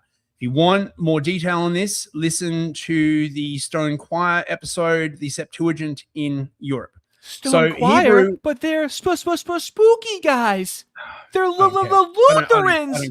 I don't care. Their research is Yes, spot on. exactly. So Hebrew was completely destroyed, and then it was reconstructed by a group called the Masoretes, who then reconstructed the Hebrew Bible. It's not original. It was reconstructed, and there are significant differences between it and the Septuagint. Anyway, excellent. Thank you. Storyteller. Can we get different chosen ones, please? Let me ask What you- about Chinese? I feel like they keep a cleaner record. Very good record. In the New Testament, Chinese people, I know you're blasphemers. But would you be willing to take on the task of chosen ones? in the New Testament, it says that the cave of Abraham, Isaac, and Jacob is in the city of Nablus, Shem. But every fool knows it's in Hebron. You took the words right out of my mouth. Tell me, how does God know? How does God will make a mistake not knowing where Abraham, Isaac, and Jacob are buried? In the New Testament, it says that it's in a different place. If this is the book of God, something that you and I know, God doesn't know. You understand? Yeah, it was renamed. It's like Constantinople. It takes me 2 minutes. It moved on after the to Crusades. prove to every reasonable non-Jew that Christianity is a man-made religion. So 2 minutes it takes me. And also Islam, also the Quran, it takes me 2 minutes to prove to you that it can never be the word of God. If you are an honest person, sit with me one-on-one, and I would leave you with zero doubts about it. I still call it the original name. Same with the Cuomo Bridge. It will always be the Yes, sir. You know, something tells me I wouldn't be convinced. All right, like if Joseph was like, It's trust me, bro. In 2 minutes, I will explain to you, why Christianity, is completely false. I'm like, If you just shut up and let me talk over you, and yell at you, then you'll believe me. Tappan Zee Bridge to me. I'm not calling it Cuomo. I don't care what the New Testament says. What about that lake that Trump changed? What is it? The something America? The Gulf of America. I will do that. But in Montreal, it'll always be Dorchester. It'll never be René Levesque Boulevard. The New Testament is filled with mistakes and it therefore can't be from God. You should watch my film Torah and Science. And I got a whole homework assignment. Listen, and over there, in part one of the film, I proved that Christianity and Islam is false religion. Wow. If you will search for the It sounds truth, like a wonderful follow film. it. Do you realize how offensive that is? I'm Like, sorry. we come in here, we're not allowed to say fuck I'm or sorry, shit I'm or sorry. do jokes. I'm sorry. But you can say my entire religion. We're like, searching for the truth. I'm starting to feel, as a free speech guy, I'm starting to think that blasphemy laws are required here. Yeah, because he's telling Gavin that there's certain insults that he shouldn't say because it's rude to him, but he's also saying that, Jesus Christ, yeah. You remember my phase 1, phase 2 argument, right? You're always going through a phase, but yeah. Yeah. So phase 1, right? We don't talk about it. Anyone who tries to talk about it is like haram, right? We don't do that. And then phase 2, they have to start talking about it. What this is a disputation. Okay, what we are seeing live here is a disputation. For ages, the Moos have believed all this stuff and no one really knew about it. But sooner or later, it breaks into the open. And then all the Christians are like, wait, what the fuck? You guys like believe that? Now, and then when you talk to a Moo about it, their answer is wholly unsatisfying. And you go, that seems very conciliatory. Or you're conciliating something. Joseph is lucky he does not live in a very Christian society, because if he did, this would be heresy. This would be blasphemy. This is why they do not want any kind of Christian rulership in any Western country. Because if they did, they could come in and say, listen, you can't go around just like slandering the name of Jesus like this. This is very, very bad. And then they'd be up shit creek. I wouldn't mind that. You, but you cannot force me to believe something that you made up. Don't say that about Islam and Saudi Arabia. Get back to me. So you expect me? Okay, so this is such a banger line from fucking Watan. Whatever. I don't mind. I know you're making millions from your podcast, and I know you want to make millions. it I thought you provocative. guys are good with money. You're making. He's making thousands. You're making it provocative because the more drama you're gonna have, the more listeners you're gonna humor. have, and He's the more making it money fun. you make. Don't blame me for what you do, please. What did I do? I don't even know what you're talking about. Whatever. I also don't know what you're talking about. I think I've noticed, sort of like autistic people, you guys don't really get jokes. They didn't find that one funny either, you see? He didn't find that one funny either, you see? Oh. Yeah. What's funny to you, it's an insult. I will to me. burn for it. We cannot. It's Insults shit. are off the table starting now. I know, you've been blaspheming Christ like in a very extremely dismissive way, not just in a way of disagreement, but in a way of certainty. And then you try to fucking, oh my God, Fist, I think he's wailing out in pain as he's striking people, if I think about it. Cursing too. No more cursing, Gavin. No, I mean complaining about insults. When we start off this discussion with level 10 blasphemy, then all bets are off. We can say whatever we want. I don't know why it's blasphemy. Whatever. Let's move on. Okay, well, I think we should get this even more. And now there's a change of pace, Fist. Now the black Hebrew Israelite enters the chat. Interesting. Okay. Mike, can you bring out the special guest? Is it Kanye Ooh, a West? black Hebrew Israelite. Oh. Do we have to kiss your boots? Are you into that type of thing? What? Are you into that type of thing? No, I don't like it when white people. Now we've been listening to the Moo over here. What's his name? Joseph Mizrahi? Yeah. Yosef Mizrahi. Yeah. Now he likes to like interrupt and like tell people what's really going on, right? Mm-hmm. Now, what do you think the temperament of the black Hebrew Israelite is? Well, I'm going to guess he's going to be like an angry black man. Well, most of the Hebrew Israelites I've seen are basically angry black men. Yep. Now, but he's a Hebrew Israelite after all, right? Mhm. So he is going to be teaching, the dumb black is going to be teaching Mr. Mizrahi over here about Hebrew. This is going to be hilarious. It's tough. It can be a little tough to get through because they're warring. It's the the unstoppable object. Unstoppable force meets Yes. immovable ninja. Yes, exactly. Kiss your boots. No, come over It's here. my least favorite thing about you. Yeah, scoot over. It's my least favorite thing. Scoot about over. you. Scoot where? Because you guys are going to have Are to you aware of talk to the same physics? mic. There's a wall here, brother. Yeah, there's a wall right there. It's okay. You'll just be real. Maybe work this out in advance before you. Well, bring this it is the to whole your point. guest. And So you can see how this is going to be really cantankerous. Okay, so it's okay. I've watched it. I can speed us up. Rad. He just said King David is buried, which I think that's He said I wasn't diabolical. asking Only a all white this man shit. would keep David as a tourist attraction, but Buddy, you in think you lying caught about me? it, 'cause I bet if we lifted up the coffin, David's not in the coffin. They're just telling you that that's David. But yeah, I visited Israel. So these are not real Jews. No, they're impossible. Oh, yeah? Do you light fire on the Sabbath? The only motherfucking pig I eat is police. When you say light fire on the Sabbath, can we turn the heat on the Sabbath? Well, You see, that's the function. You see where I get who I am from, right? Where people are talking, I'm looking for a joke. Yes, that's where I get that from. Oh, Gavin.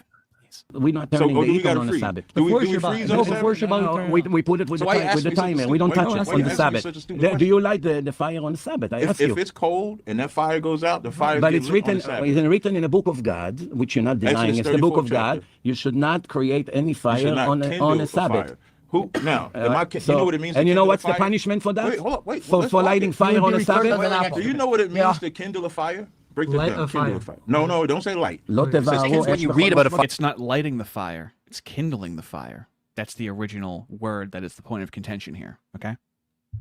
Fire in a digital book. Now, that is a very mooey way of arguing. No, it's not lighting; it's kindling it. So it does sound like he is being pretty moosh. If I take a lighter and flick that lighter, I didn't kindle a fire. You don't. But Bro, to kindle a fire, the work that it took to kindle a fire is different. You want to teach us how to speak I would Hebrew? absolutely teach you. Teach us Well, how no, to I'm speak not a Hebrew expert. All right, so here you go. So it says, I can read it. Listen, I will tell it to you what it says. Lo teva'aru esh bechol moshvotechem b'yom HaShabbat. And the fucking black guy's like, I don't know what that Hebrew shit is, but here's the Hebrew shit.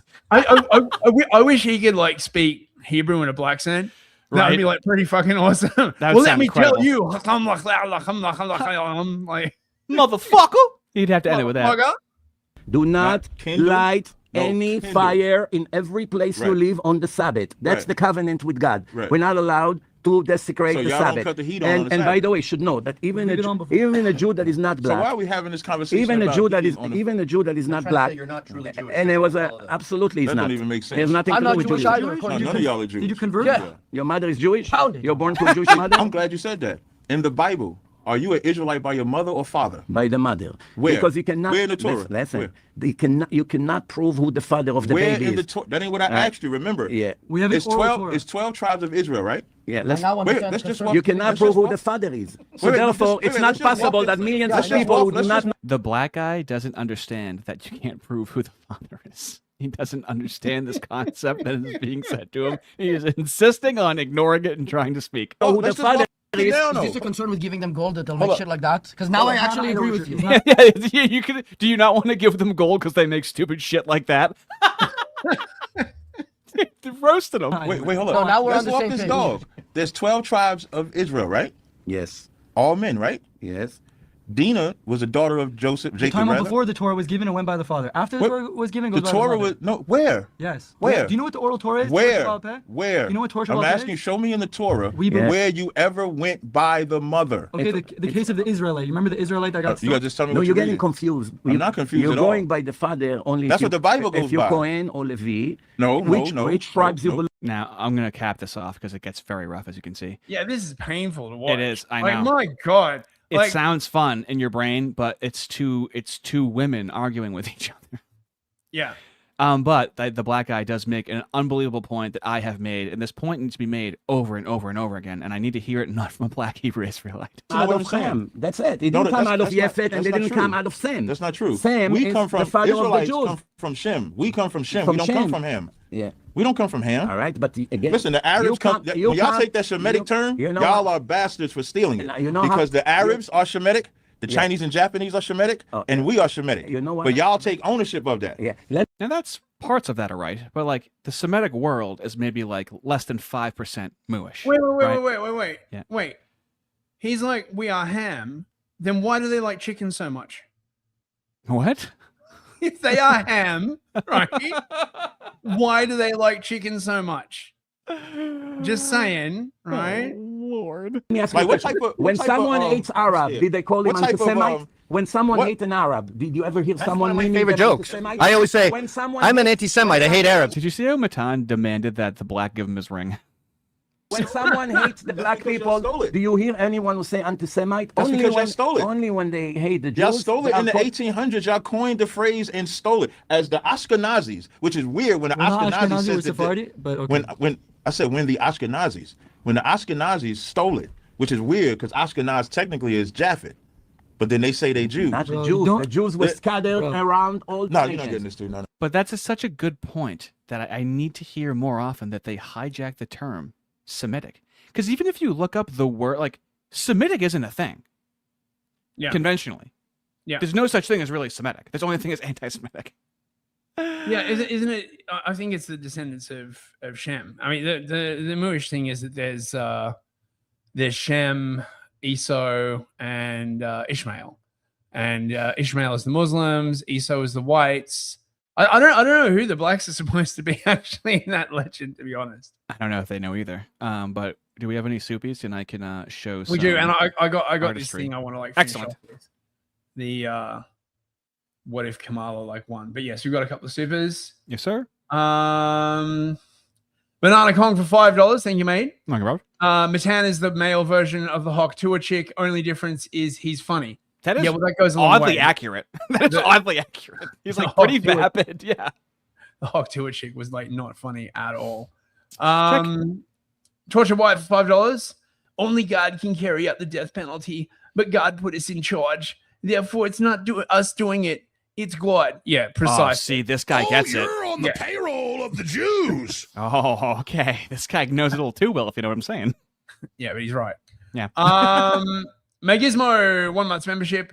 Thank you, The Rob. Fuentes and Vincent James versus Goyven Yes. and Adam King debate on Elijah's show was absolute kino, evergreen. Goyven is too fixated against Islam. Yes. Goyven, I haven't seen that. That must Oh, be mate. hilarious. It is. Actually, that would be kind of interesting to watch with you.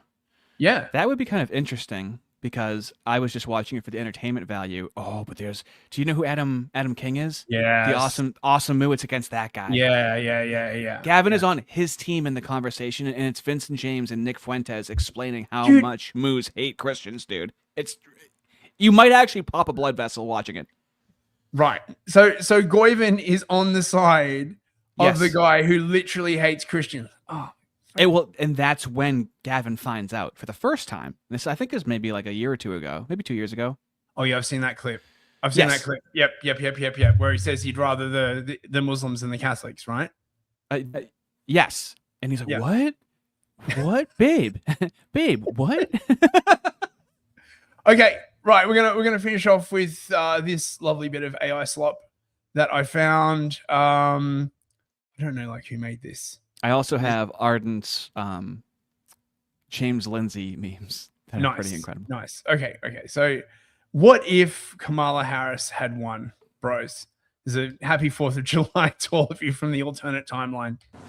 Oliver, Katie, are you ready? I still can't believe you got us into the 250th at the White House. Let's just say I know some folks in the Kamala administration.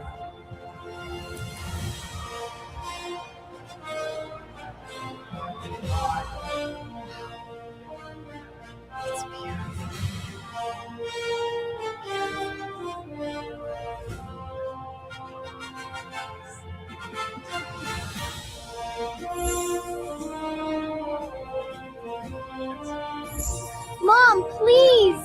Can I please trans myself? Oh, honey, you don't need parental permission for that. America is problematic and racist. Oh, America, you're racist and you're bad. The worst country that the world has ever had. Oh my God.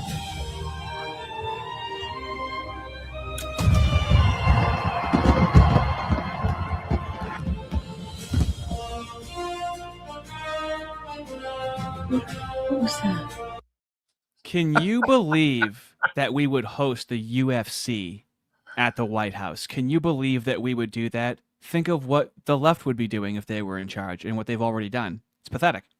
Well, I mean, I don't know. Like, it's very, very problematic. How many trans individuals are at the UFC, right? Like, they'd have to have an equal slate of like women and trans, like beating the crap out of each other on the White House lawn. Right. Wait, we got on super chat. Yep. Kill all bunnies for $10. Thank you very much, Senor Bunnies. Thank you, mate. It would honestly surprise me if Goyven isn't already back to parodying Not All, though, like a good little Golem. It's honestly disappointing he has to relearn the lesson every time. I want to like him. It's so hard, dude. Oh, man. I love that meme. Like Gavin McInnes and Anthony Cumia, both of them. I listened to Anthony Cumia. Don't forget, I'm a Massachusetts guy. I listened to him when I was 12, 15. 15, definitely.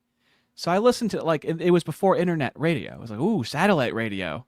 That's how long I was listening to Anthony Cumia for, interviewing Patrice O'Neill, and it's how I grew up, that kind of humor, in case you couldn't tell. Then Gavin came along, and Anthony's still good. He really focuses on the blacks, but he doesn't. Actually, oddly enough, his wife is very anti-Semitic. him, he's more indifferent. He's actually spoke at Jared Taylor's convention that he has, and he spoke as a white among the whites there. Also, now we've got another meme from Arden. Actually, I got 3 more here. All right. Well, okay. I think you probably got it then. Yeah. So, first of all, James Lindsay, nearly always completely right. Okay. Oh, dude. Now, what's really funny to me is this one. I think I might have shown this one. Look in the bottom right. The wrong jar is under the bed. Fucking wrong jar is under the bed. Like he's trying to hide the wrong jar in his messy room. Imagine if there was coins spilling out of the wrong jar. Oh, that's good. And this, just my juggalo sensibilities, because I am technically, it's like being Moo, right? Once a juggalo, always a juggalo. This is fantastic. Scissors. How the fuck did they work? Absolutely incredible work. I did not see the other jar. I don't know. Right? Right? Sterling work, my ninja. Amazing. I don't know how we band hammer so hard and at the time to make the memes, but I think we did it. I think we executed. And I'm going to be sending you guys to Hello Listener. And of course, as always, mention something about miscegenating to him just to catch him off guard. Let me leave this out. Thank you so much for watching, everyone. Thank you very much to everyone who super chatted. We will be back on Friday. Clown-based life forms will be on Thursday. I hope to see you guys there. Check out my interview with Not Me, Not You. You got other stuff to shill? I'm probably going to stream tomorrow. I'll have to set it up in the morning, and I'll probably post something about 8 hours before the stream, which means around noon I'll probably post something about the stream then. So probably. Awesome. Good night, fellas. You have the best fellas. See y'all. Later, y'all.